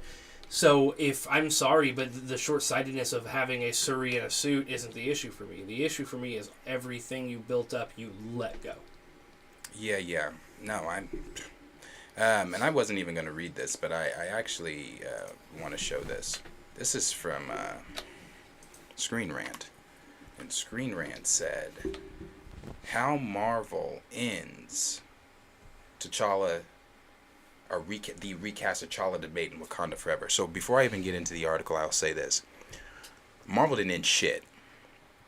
If anything, they fueled the flames of recast T'Challa, because the film that you released didn't give me hope. It didn't silence me. It didn't have me going home scratching my head thinking, am I wrong? And do I need to sit back and No, it had me enraged, ready to go even harder for recast. And I've seen people say, well, the movie's out now. Are you still? Yes. Because there's still a BP3 that they want to do. There's still a BP4 that they want to do. They're still doing Secret Invasion, Secret Wars, all these stories that tie directly into Wakanda and T'Challa. So yes, I'm still going to be screaming recast T'Challa. But this says, since the passing of Chadwick Boseman in August 2020, there have been some calls to recast his character of T'Challa in the Marvel Cinematic Universe, but Black Panther Wakanda Forever puts an end to that debate. Who wrote this? All right, Kayla. Boseman's first appearance as T'Challa in Captain America Civil War in 2016 went on to appear in 3 subsequent films, including the first Black Panther, but passed before Wakanda Forever began filming ahead of production despite some push for it. It was confirmed that T'Challa would not be recast, and Wakanda Forever answers any concerns viewers might have had about the decision by honoring and expanding T'Challa's legacy. It definitely does not. Kayla, no, we didn't watch the same film, or we don't know the same character. At the time of Boseman's passing, Marvel Studios President Kevin Feige and Wakanda Forever director-writer Ryan Coogler were unaware of his silent 4-year battle against colon cancer. There were already drafts of the sequel script underway, and included Boseman as T'Challa, with Coogler shared in his tribute for the actor in The Hollywood Reporter. The script we wrote before Chadwick passed was very much rooted in T'Challa's perspective. As Boseman was mourned, many also mourned the potential of that original script and T'Challa as a character specifically. However, Wakanda Forever definitively puts that debate to rest with fitting tributes. I will say this. Because to me, that's where the brainwash comes in. That's where the counseling comes in for me. If you found that first scene a fitting tribute, if you found that first scene anything other than disgustingly morbid, you're sick. You're sick. I'm sorry. I don't know any other way to put that. Actually, I'm sorry. I'm not sorry. I don't know any other way to put that. Because I was not present for Chadwick's death. I didn't know the man. But with that film, I was present for Chadwick Boseman's death. We were all there. Everybody in attendance, we watched Chadwick Boseman's final moments. His family had to live through that again. Yes, his family had to live through that again. Yeah. So no, it's not a fitting fucking tribute. With fitting tributes throughout the movie, as well as the introduction of a character that physically continues T'Challa's legacy, the movie manages to successfully honor Boseman in his character's influence and role within the MCU. Bullshit, Kayla. Goes back to what I said previously too. You shouldn't be tributing an actor in the death of a comic book or in the movie of a comic book character. Yeah, that no. makes sense. I'm sorry, that's like the same people that were like, this is really good because they asked Chadwick's wife what she thought about, and they stayed close to Chadwick's wife during this film and its production. Why? Is this film about Chadwick Boseman or about T'Challa? Yeah, it's all weird. But that's the thing, because it makes me sound like an asshole, right? But I'm like, you can make a whole movie about Chadwick Boseman, and I'd watch it and love it, and it'd be great, like a tribute to his life. But this is a comic book movie. That's what I'm here to see, is a fucking superhero do flips and shit and fight bad guys. Like, let me. Obviously, I'm trivializing it a little bit, but I'm just saying, like, it just. No, I get what you're saying. They were close in touch with his family, his wife, his business partner, the whole time they were making this movie to make sure they honored him correctly. But it's like, what does his business partner and his wife have to do with making a good Black Panther film? Did they write Black Panther? But even then, were they editors for Marvel for Black Panther? Like. But even then, they still listen to nothing. It's my understanding his that brother you and correct his me if I'm niece. wrong. But yeah, that they follow nothing that Chadwick wanted. No, and his brother and his niece wanted a recast. No, you're there by their side or whatever. You say you are, but are you? Are you? Right. And then it goes on to say here, read these last 2 paragraphs. It said, Black Panther changed the MCU and the lives of many through its representation, and fans who wanted T'Challa recasted feared that some of this representation would be erased through his death. It was. Black Panther first appeared in Marvel Comics in 1966, and while Boseman played him on screen for a few years before his passing, some argue that the character was just a part of his legacy and vice versa. While alive, Boseman had been vocal about the importance of representation in Black Panther as the character, and many believed that recasting T'Challa and allowing the Wakandan king to live on without Boseman would have been a perfect way to honor both him and the characters. The petition description specifically states that they were not calling for an immediate recast, but with the release of Wakanda Forever and eventual recasting has been made unnecessary. Okay. Then this is what it says about why Marvel didn't recast. This is the one I wanted to read here. Though some fans wanted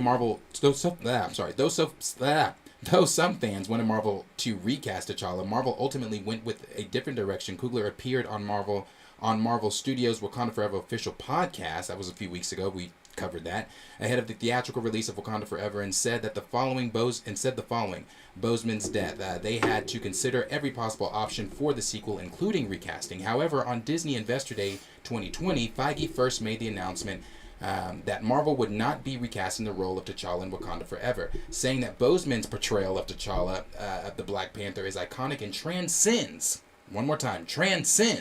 any iteration of the character in any other medium from Marvel's past. And it's for that reason that we will not be recasting the character. Feige added that the loss of Boseman was affecting those at Marvel, both professionally and personally,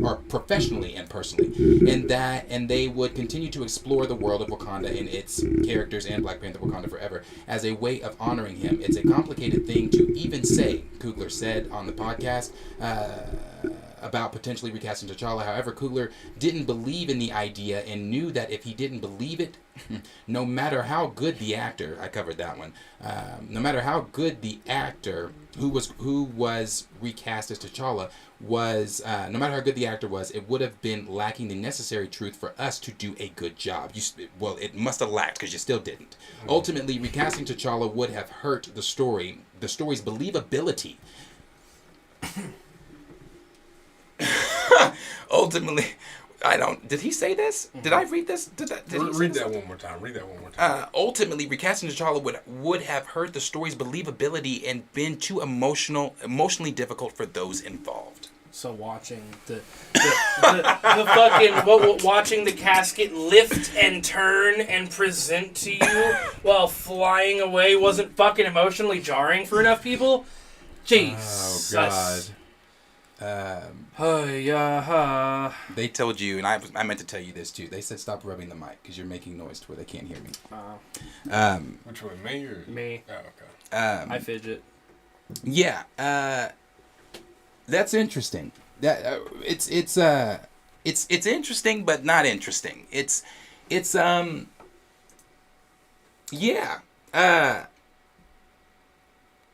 on. Wakanda Forever. No, not reading that part. I don't care. Oh, I do want to read this, though. This last part. This one says, Prince T'Challa can continue T'Challa's story. While Marvel did not recast T'Challa for Wakanda Forever in a traditional sense of the word, the post-credit scenes revealed that there is still a T'Challa in the MCU following the events of Avengers Infinity War in the blip. Nakia disappeared, heartbroken by the loss of her lover T'Challa, who did not survive the initial snap in Wakanda Forever. In Wakanda Forever, she is found in Haiti. In the post-credit scene, she reveals she had not been living alone, but with their son. I forgot how he pronounced the first name. With Prince T'Challa, little TJ of Wakanda. In the scene, little TJ meets his aunt Shuri, and Nakia tells her that T'Challa had wanted their son to grow up away from the pressures. Away from the pressures he would have been under as the Prince of Wakanda, which is why they stayed in Haiti and why Shuri did not know of the existence until then. Though Shuri became the new Black Panther following the death of Queen Ramonda, she made the decision to give the throne to M'Baku at the end. Really? That wasn't okay. That wasn't stated at all. Yeah, at all. At just about 6 years old, Prince T'Challa is still too young to take on the royal duties, but with time, he could one day grow up to be king of Wakanda and perhaps even the Black Panther like his father, Prince T'Challa. Prince T'Challa will not only be able to carry on his father's name, but his legacy as well, which puts an end to the debate around recast T'Challa. Well, let me explain something to you, Miss Kayla.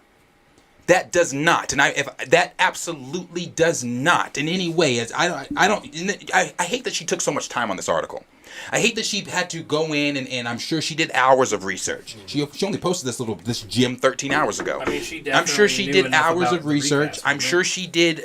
She went into the petitions and everything like that. She pulled up hashtag recast T'Challa, pulled up a lot of things she put in a lot of work to say fucking nothing. She put in a lot of work to say things we already knew that happened in the film, just to end it with saying to end your poor argument with, this is why the debate is put to rest. You giving me a bastard child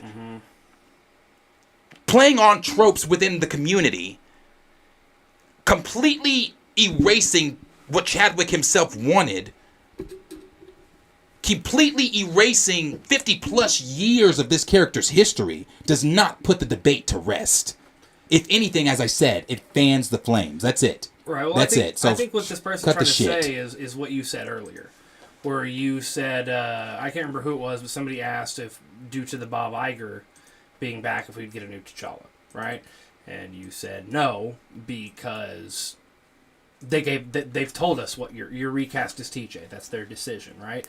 So I think that's what this person is trying to say is... No, that's what they're trying to say. They laid it to rest. Yeah. Regardless of whether you agree or disagree, or it's your opinion or not your opinion, the debate is dead because Marvel said this is what you're getting and they will not change it. Yeah. No, does that mean they're right? No. But does that mean that is what we're going to get? Yeah. Yeah, no, I completely understand. That is what they're getting. That's what they're saying.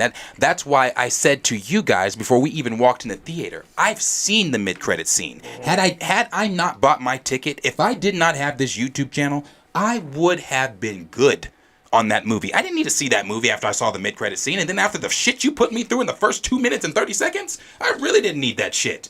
Like, fuck you. I will never, ever, ever, ever, and I mean that, I still have not seen Morbius, ever view that film again. Ever. Like, ever. So, yeah, that's my thoughts on E-Man's interview with Nate Moore. It's the same for me. Nate Moore is full of shit. He lies. He's thinking of lies to tell right now in the next interview. That mid-credit scene is bullshit. This article by Kayla Lewis is bullshit. It does not put the debate to rest. I will be back, I'm sure, tomorrow, the next day, and next week, or whatever, with more recast stuff. Like, it just does not end. So, and again, I've seen people in the comments, this is the last thing I'm saying, honestly. I've seen people in the comments saying, do what you feel is necessary, but they're not going to recast. Again, I understand, let me make sure I'm wording this correctly. I understand that this is not the same fight that our ancestors fought with, at all. This is not the same fight that our ancestors fought when it came to discrimination and just with the way we were treated as a people. But had our ancestors sat down and said, well, that's it. That's it. They don't care. They're not going to budge. Whatever. And it's not the same argument at all. It's not the same. But the plight's the same.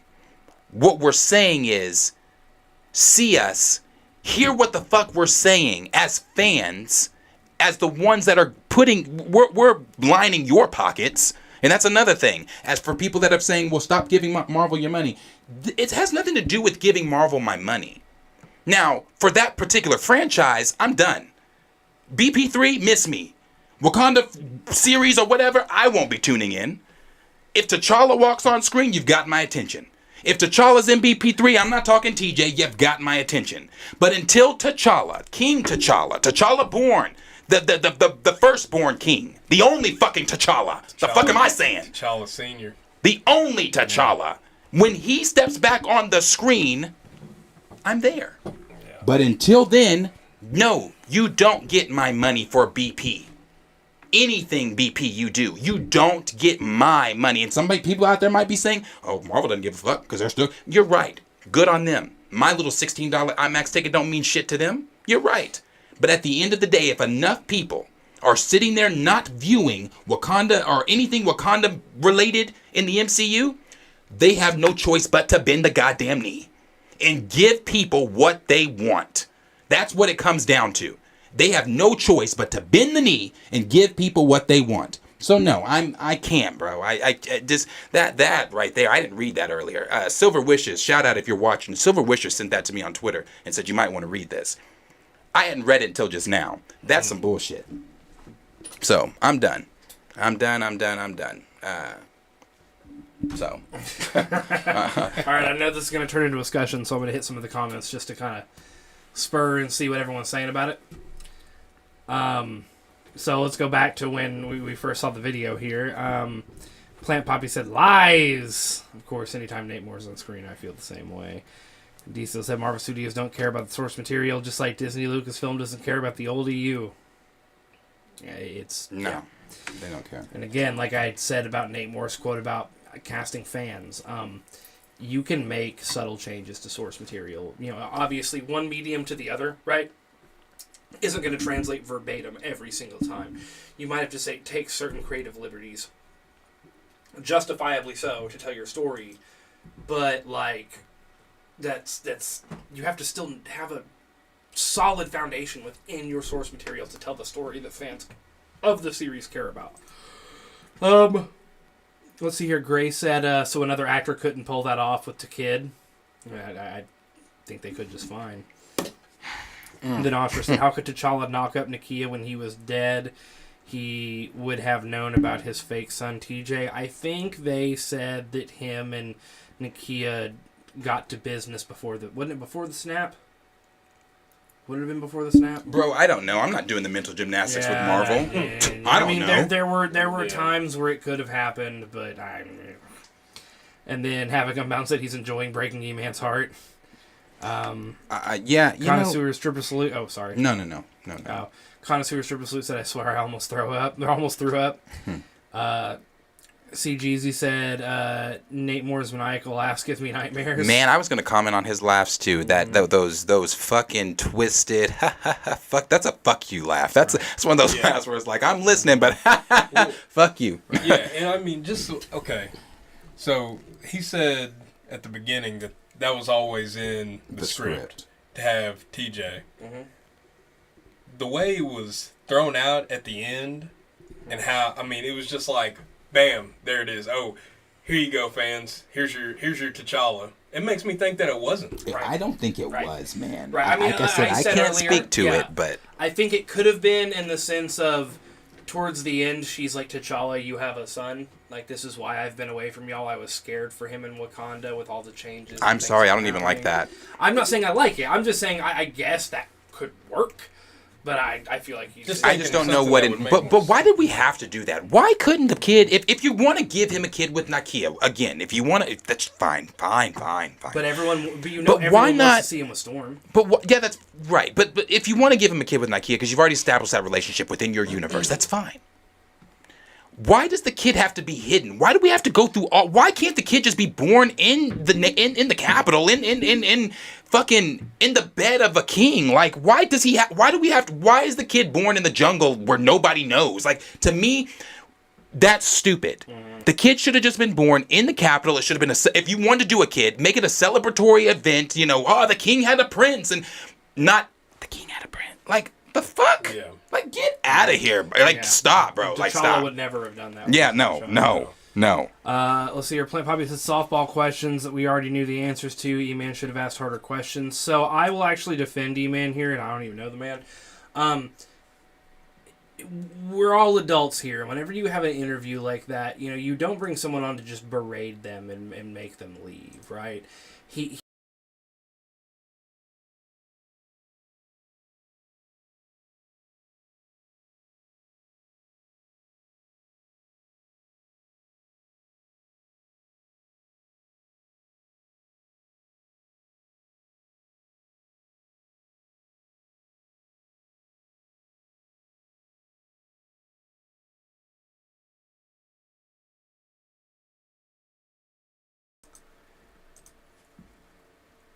Are we okay? Yeah. No, I mean we're all adults here, right? And we're professionals, and you have to have a level of professionalism. So you ask them a question, you're going to get your answer, and regardless of what you say to that person, it won't change. The answer he gives you, the movie's already out. No matter what you say there, if you give him a big FU, the movie's still out. It's done. It's finished. The decisions are made, right? So, I mean, I think it is important to be respectful. It's also important to be like, hey, we feel this way. Maybe you need to hear it from the guy when the dude made the fucking petition. He asked the questions he wanted to ask, and just being blatantly disrespectful to someone is not a way to get your point across at all. It could have been, I guess, a little tougher. I mean, I'm not really sure where you're coming from with that. I mean, he asked the questions. We kind of already knew what the answers were going to be. It is what it is at that point. At least he got to ask. Think about it. If you make a petition about a character you love and then you make it to that point, just imagine, like, he had his questions he wanted to ask and he asked them, and I respect the shit out of him for it. Let's see here. Astra said Nakia didn't want T'Challa in the movie. It was forced at the end. Sir Yuri G said Nate Moore would make an excellent politician. LOL, trust me. That's not a compliment. D Sizzle said, and no T Junior plus Oro doesn't count. Let's see here. Aurora. Yeah, no, we're never gonna get her. Or we're gonna get her. She's not gonna be with. Then Dougie Fresh said, I kind of believe it is only because they're pushing these young characters, but it's Nate Moore saying it. They are pushing the young characters. That's heavy. We know that. They are pushing the young characters. So I think he's going to be in the Young Avengers, honestly. If they do it, I think that's what they're going to do. Because they're not about to, like, age. I don't think they are. I don't think they're going to, like, age the kid up like that. So Yuri G They obviously said, want to tell a story. More plot holes. I refuse to keep believing that T'Challa would pull a Drake. And then this one's from Gray, and Darius, you're going to love this one. He said, "The kid is not my son." It's not canon. Pardon me, I'm never going to try to sing again on this channel. T'Challa did pull a Drake. He put some hot sauce on it. That's horrible. And then, yeah, Dougie Fresh said, like, why would T'Challa want that for his son? Yeah, I mean, the character we saw on screen for the short amount of time and multiple deaths we got to see him, it didn't seem like it makes sense. Right. Let's see Especially here. not after BP1. And D Sizzle did say a lot of cats already bought into T Junior. I mean, yeah. I mean, some of them, for some weird reason, like it, and then other ones, like we said before, Disney said, this is what you get. So you either like it or that's it. There's no or. You like it or you don't. You're not involved in Black Panther anymore. That's where they're going. There's no other way around it now. It's not right, but it is what it is. And Gray said, that's the messed up part out of all of this. It reeks of betrayal. Bookie Wood said, and then him being a private person, what gives Coogler and his wife the right to do this so publicly? Because that's his best friend, and we don't know him. They know him. So we don't get to comment. So... CGZ said the BP franchise was trashed. What a shame. Veal Superb said, considering M'Baku, who was the only objector of T'Challa becoming king, was cool with T'Challa by the end of Black Panther 1 and Infinity War Endgame. Yeah. What would T'Challa have to fear for his child in Wakanda? Exactly. Yeah. Nakia got knocked. Nothing. Astra said Nakia got knocked by a Haitian, but she's lying for some cash. Oh my god. At Suri, that's funny. Ant-Man 1991 said, sometimes I think Ryan didn't pay attention to the first Black Panther film. It's like he forgot what he did to T'Challa's character in the first film that made him a hypocrite. Asher said, J-Rob, if that gets me Storm and Azari with the real T'Challa, I am game. Gray said, Wakabi in Exile singing It Wasn't Me. Abomination AJ said, what happened to the Wakanda Scholarship Fund and helping the Hood? That's what I was getting at earlier. That's exactly what was going to happen. And then I bet you money a little girl who got the scholarship would have died. We would have led directly into the Enemy of the State storylines. They would have done the pre-stories. We would have got it. Probably so. And now we don't. Let's see here. And you know what's crazy? Guess who comes in at the very beginning of Enemy of the State? Mephisto. Yeah, Mephisto is an Enemy of the State. He's in the very first fucking 3 pages. Let's see here. Staple Block said, remember people getting mad at Wyatt Russell for what John Walker was doing? People are dumb. It's the same people that were getting mad at the boy from Power. The boy that plays Tariq or whatever from Power. D still said those were super Jamie casual Foxx rants. No, remember the boy that played in Power? Yeah, 50 Cent's Power. What did he do in the show where everybody was like, I don't even know. Everybody was like DMing that real life boy talking about, oh, fuck you for killing, or was his dad he killed, I think. Fuck you for killing your dad or something like that. I'm like, y'all are some weirdos, bro. Ant-Man 1991 said, seeing people say they love Wakanda forever makes my stomach upset. They're really just general fans and anti-recast. Yeah. CG said, if this garbage continues, they're going to hook up Namor with Storm. Oh, I'm so sorry. They're going to hook up Namor with Storm. Well, Namor's getting a franchise. I fuck with this Namor too. This is so bad. Pookie Wood said, what I do on Twitter is when I catch Marvel accounts posting BP stuff, I tweet at them that T'Child, aka TJ, is not T'Challa. There are more stories to tell. Yep. Yeah. Pookie said, along with a meme I made with comic T'Challa on a milk carton. So, yo, Pookie would post that in the Discord. I want to see that shit. Ashra said it doesn't make sense. Oh, wait, hold on. Let's see here. Hold on. He said it doesn't make sense. E-Man bugging. TJ is Kugler's BS. I'd agree. Let's see here. Do you think they'll offer up that trash script for consideration for this year's Oscars like they did the first film? Because they do, it'll be funnier than the goat screaming in Thor 4. I'm telling you, this movie will be circle jerked over by Hollywood so fucking hard. Because again, you got to understand, a large thing with Hollywood is like, there are so many people going, oh, the black community feels this way, well then it has to be there's no critical thinking. They don't want to be perceived as racist or going against that status quo, so they'll literally say everything is good. It's fucking annoying, right? I am in no way insulting the black community when I say that movie fucking sucked. It's a fucking movie, it's my opinion, and it's going against the comic book. I don't care.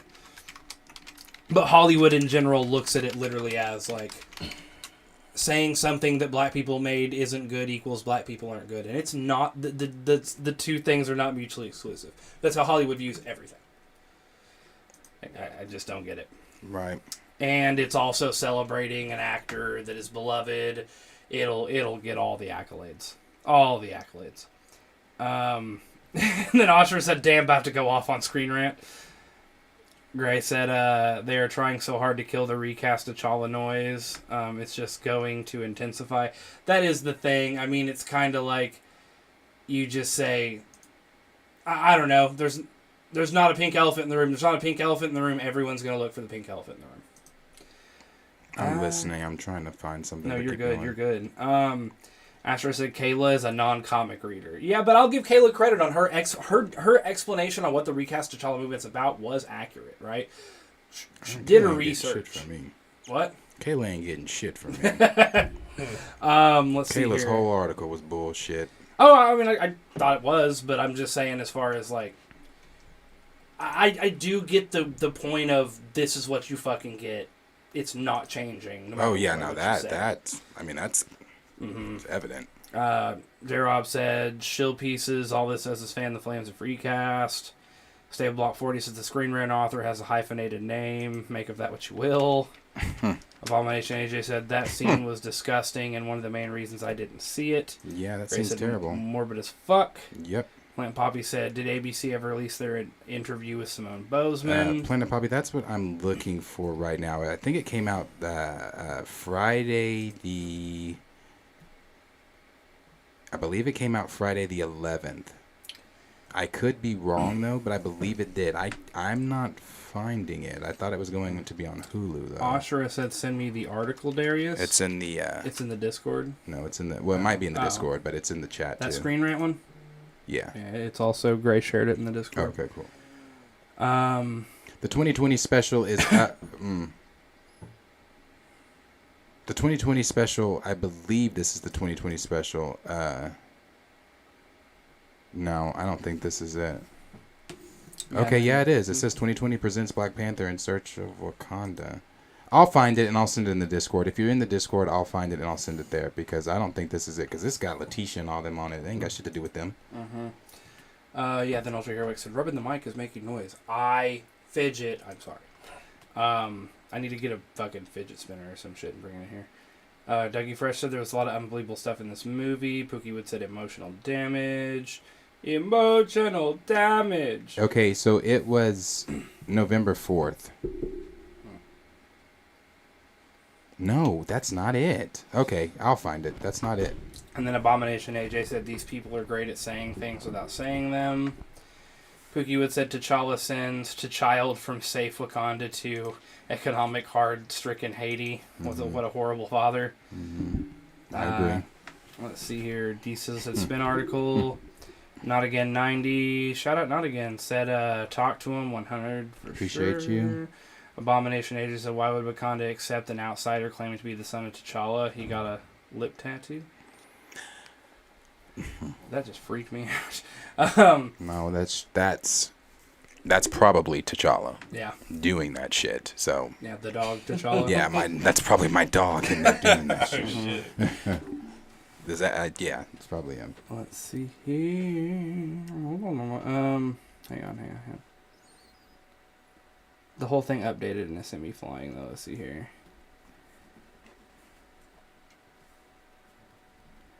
Let's see here.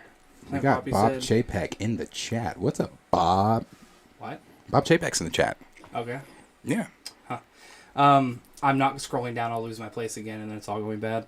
Plant Poppy said I saw BP2 on 123 movies. I couldn't even get through the first 25 minutes. CG said it's sad they're trying to do damage control on this sorry project. Officially, MG said Darius X, Darius Luther King Jr., Darius Parks.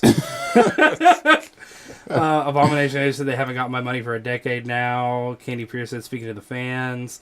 Grace said the real T'Challa comes back. It's a $2 billion movie. All the other bullshit we'll see. Ant-Man 1991 said I saw a new Adam Post video called Marvel producer Nate Moore refuses to hire writers who love Marvel comics. I mean, yeah, I've mentioned that a couple times, this video about that, his statements there. Mm-hmm. Silver Wishes said, thanks, I don't deserve it, but thank you. No, appreciate you, because that gave me something to rant about. Appreciate you. Let's see here. Pookiewood said, J. Rob Latino Slant even brought up that great point that they have Mexicans coming out of the water, filming of water in Namor's back. I don't know what. I think they're trying to say the whole stereotypical thing with this, you know the racist shit. Yeah, and they said E-Man shut us down earlier. No, we just had a fucking error moment. They said Nate Moore watching. It's a House of Mouse be watching. Let's see here. Raymond 2000 said the black community needs to have a bigger conversation about our fear and issue with replacing people, whether it be a recast or reboot, or replacing someone as the head of something. We tend to get scared. Silver Wishes said they're cornballs. That's all they are. Yeah. Diesel said I don't expect anyone to be disrespectful in a big Marvel interview like that. It comes with stipulations. Oh yeah. I mean, that goes for sure. It goes back to what I said about we're all adults. In a professional career, Yeah. you want to. I mean, think about it. You just shit on someone in an interview. You're going to get another interview with anyone? No, that's what you're going to be known for. Yeah, I definitely, if I was to ever interview Nate Moore, I would definitely be very professional.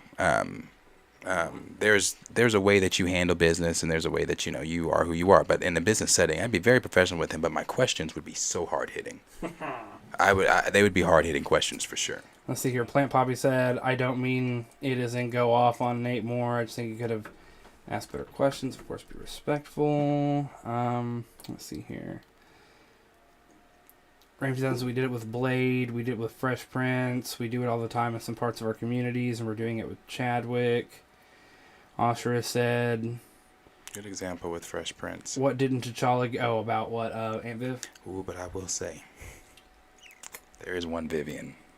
I'm sorry. I liked light skin Aunt Viv. Oh, it ain't light skin Aunt Viv. I like light skin Aunt Viv, but I just feel like the character completely changed. Oh, absolutely, but I also feel like I'm not here for a lot of dark skin Aunt Viv's plight that she was mad about during Oh, are you talking about the behind the... Oh, yeah. I mean, her issues behind... That's between her and Will. But on screen, what she did, I was like, yeah. Oh, for sure. She's a great actress, but I'm sorry, you go on a sitcom with a 19-year-old rapper and expect him to act like a fucking Broadway, professional with multiple years or an Emmy-winning actor. That's insane. Yeah. Asher said, what didn't T'Challa give Nakia the green tea from the House of Dragons since Ramonda is part Valerian? Then Poppy said, well, off to the comic book store I go. Any BP comic recommendations? You got any recommendations for BP Comics? I would say Panther's Rage, Killmonger's Rage, or See Wakanda and Die. Ooh, or The Bride. The Bride is really dope, too, if you want to see a lot of that Storm T'Challa. I know a lot of people don't like Coates' stuff, but I would say a lot of things that Coates has done. But I also really... Hickman obviously hasn't... I love when Hickman adapts T'Challa into his stories as well. I think he writes T'Challa really well. Mm-hmm. That's a what specific ones though? Are you in the Discord? Because that's one where I can send you, like, I can give you a list of things to get. Mm-hmm. Yeah, for me, again, if you want to see T'Challa Storm and a lot of that stuff, get The Bride. Panther's Rage and Killmonger's Rage are really good. There's a one-shot called See Wakanda and Die that I really like, and that actually going into Secret Wars would be a decent read for you. Anyway, Raymond 2000 said, I don't understand the people saying Wakanda Forever is better than the first, because what? Agreed. I don't get that at all. Oh, Bob Chapek. So what is this madness? That's fucking... He said Shang-Chi was amazing, by the way. Told you Bob was in the... Pookie Wood said, I told my wife she better cremate me and dump me in a fig tree. If not, then I'll haunt her ugly. Let's see here. Oh, I'm at the bottom now. Ashura said, Grace Randolph hates the word MCU. And it finally came out to be a thing. If Marvel loves CB so much, why couldn't they pay him what he was actually worth? I haven't forgotten about the disputes between Marvel and Chadwick over what he's being paid. And then Ashura said Darius would lose it with Nate Moore. I'm betting my life savings. Yeah, I if we had an interview with... I try to stay calm. If we had an interview with Nate Moore, I would be so fucking nervous. I would be like... Can we just send in Q with a script from you, please? Can we please send Q in? Because Q wouldn't give a fuck. You'd be cool until about halfway through, and then I'd just hear you go, okay, motherfucker, and it would just go to shit. I don't know if he'd make it halfway through. Yeah, I don't know about that. Yeah. I've had arguments with you that are more heated than even Nate Moore would want to have, okay? We were just friends talk about what we fucking like. Raymond said with Fresh Prince, he was talking about the reboot that came out this year. Oh. You enjoyed that, right? I thought, yes. Those first few episodes were really good, but then it started to get like... But those first few episodes were good. Then Robert Gray said, headlining $1 billion movie and was being paid peanuts. It's all disrespectful. Then Raymond 2000 said he loves Coates' run on Black Panther. I do too, honestly. Get rid of Ridley now. Yes. My Poppy said drop the link. I dropped it in there for you, bro. Deesa said not a fan of the Coates' run onwards. Anything before that I'm cool with. So Yuri G said, man, if you want specific issues, read the Fantastic Four issue 607 where T'Challa became the King of the Dead. It's a good one, Sir Yuri G. Hungry Almighty, Shang-Chi was boring to me. Oh, we're back to that now. Let's see here. Oh, Gray said 5 minutes tops for Darius snaps. You got to understand, it wouldn't be a snap thing. Darius would sit down with disrespect. Disrespect would he would don it like a cape and sit in that fucking chair. It'd be and all Nate over Moore your would face. just hear little cherubs in his ear going, "Fuck you, bring him back. Bring him back." You wouldn't be hearing shit he was saying. It'd be going in one ear and out the other. You've already got your inches all in your head. He would sit. Yeah, I practice. If he said anything other than I'm bringing T'Challa back, you wouldn't be hearing. yeah. You would be like, "Thank you for sitting down with me," and he would be like, "Oh yeah, I really appreciate it." And before he'd even finish, that's how you before you ask, sure it is, You'd be like, "What the fuck? You didn't even." I thought I feel like you make it halfway through. You'd be like, "So a lot of us fans in this community really want to know why the fuck you messed up our character." I try to be nice to him. Yeah. D Stizzle said my reaction to that Fresh Prince reboot was why I at first it was, but I really liked that. I didn't mind the first few episodes. I thought the first few episodes were really good. Official EMG said he really loved it. iComic for you said the thing about it is I've had colonoscopy that was better than this movie. Hey, I'm gonna be okay. So here's the fuck up thing about true. that. That is true. I've not had a colonoscopy, but I had a vasectomy fucking 2 weeks ago. And honestly, that experience wasn't as bad as sitting next to y'all in fucking Black Panther Wakanda Forever and hearing you get fucking madder and madder the whole time. Right, I think You could hear him getting mad over there? I was sitting right next to him. Yeah, well, first of all, he sat there and he got really emotional in the beginning. And I figured you would. I mean, he was... Right. He, of course, had the hood up, was doing the whole thing. And the only thing I don't think about IMAX is you are shoulder to fucking shoulder. I like them seats with the ring where you can recline back and shit. Because I was shoulder to shoulder. And I'm a big dude. Kellen's a big dude, and then I had you on the other side. And so it's like of course, I'm trying Q was not next to me. Like, I'm trying not to fucking sit on everybody here. And then he did that, and then you just hear him kind of start to kind of go, and you're like, oh, you're fucking playing on tropes here, okay. You fucking... And then when Queen Ramonda died, he literally was like, that's enough, that's all. He goes, he sat up, he goes, that's a lot of black. It was really bothering him. He goes, that's a lot. And just started walking, and then he came back with his popcorn and sat down, and he was like, fuck this movie. Yeah, I that's how you know he you're said, mad. I had to take a break. That's how you know you're mad. If this was at the Warren, you spend the money on the ticket. That's one. Right. $16. You're crowded with everybody. Yeah. Your favorite superhero is dead. Right, is dead, and you get up, and you go and you buy a $7 a $7 bucket of popcorn. Yeah, I know. That's how mad I was. That's how mad you were. I was so mad. I gave the motherfucker $7 for some popcorn I really didn't want. But I ate that whole. Yeah. That was anger eating. Yeah, because I ate what's funny is because he came back. You understand? I saw him emotional. I saw him very upset. Even when he's like, "That's a lot of black." I mean, he was, and then he comes back and plops down with his little bounce. He goes, "I took a break." Because I literally looked at him and I was like, "Are you okay, man?" And because first I looked at Q and I was like, "Is he coming back?" And then Kellen kind of leaned over and he's like, "So is he gone?" And I'm like, "I guess we'll talk about the rest of the film while he's going to be on the stream like, fuck that movie and just not." And then he came back and it just with the attitude, you know what I mean? He sat back and I was like, "Are you good?" He's took a fucking break. I was like, "Fuck this film, bro." I was just like, I feel so bad for whatever concession worker you had to fucking talk to when you went to go buy that popcorn. When Riri said, "You know, my dad's dead," I said, "God damn!" Yeah. Another black death? Like, how many black people are dead in this film? I was like, damn, man. So yeah, I mean, yeah. And anyway, last comment there from Ant-Man. Let me see. From Last of My Kin. I didn't see you earlier, bro. Appreciate you being here. Gemini King. Last of My Kin said, just made a long post about Recast T'Challa and my thoughts on the opening scene on my Facebook. Bro, that opening scene, you guys all know how I feel. And then Ant-Man 1991 said, "Hey, take a picture of that. Put it in the Discord, bro. Yeah, I'd like to see your thoughts. I would like to see that too. You listen to our thoughts every fucking day of the week. I'd love to listen to some of y'all's thoughts. I would love to see it. And then we got Ant-Man 1991 said, I'm gonna be getting more BP comics if they bring T'Challa back. I think that we talked kind of about the comic stuff and how that might go with T'Challa, maybe.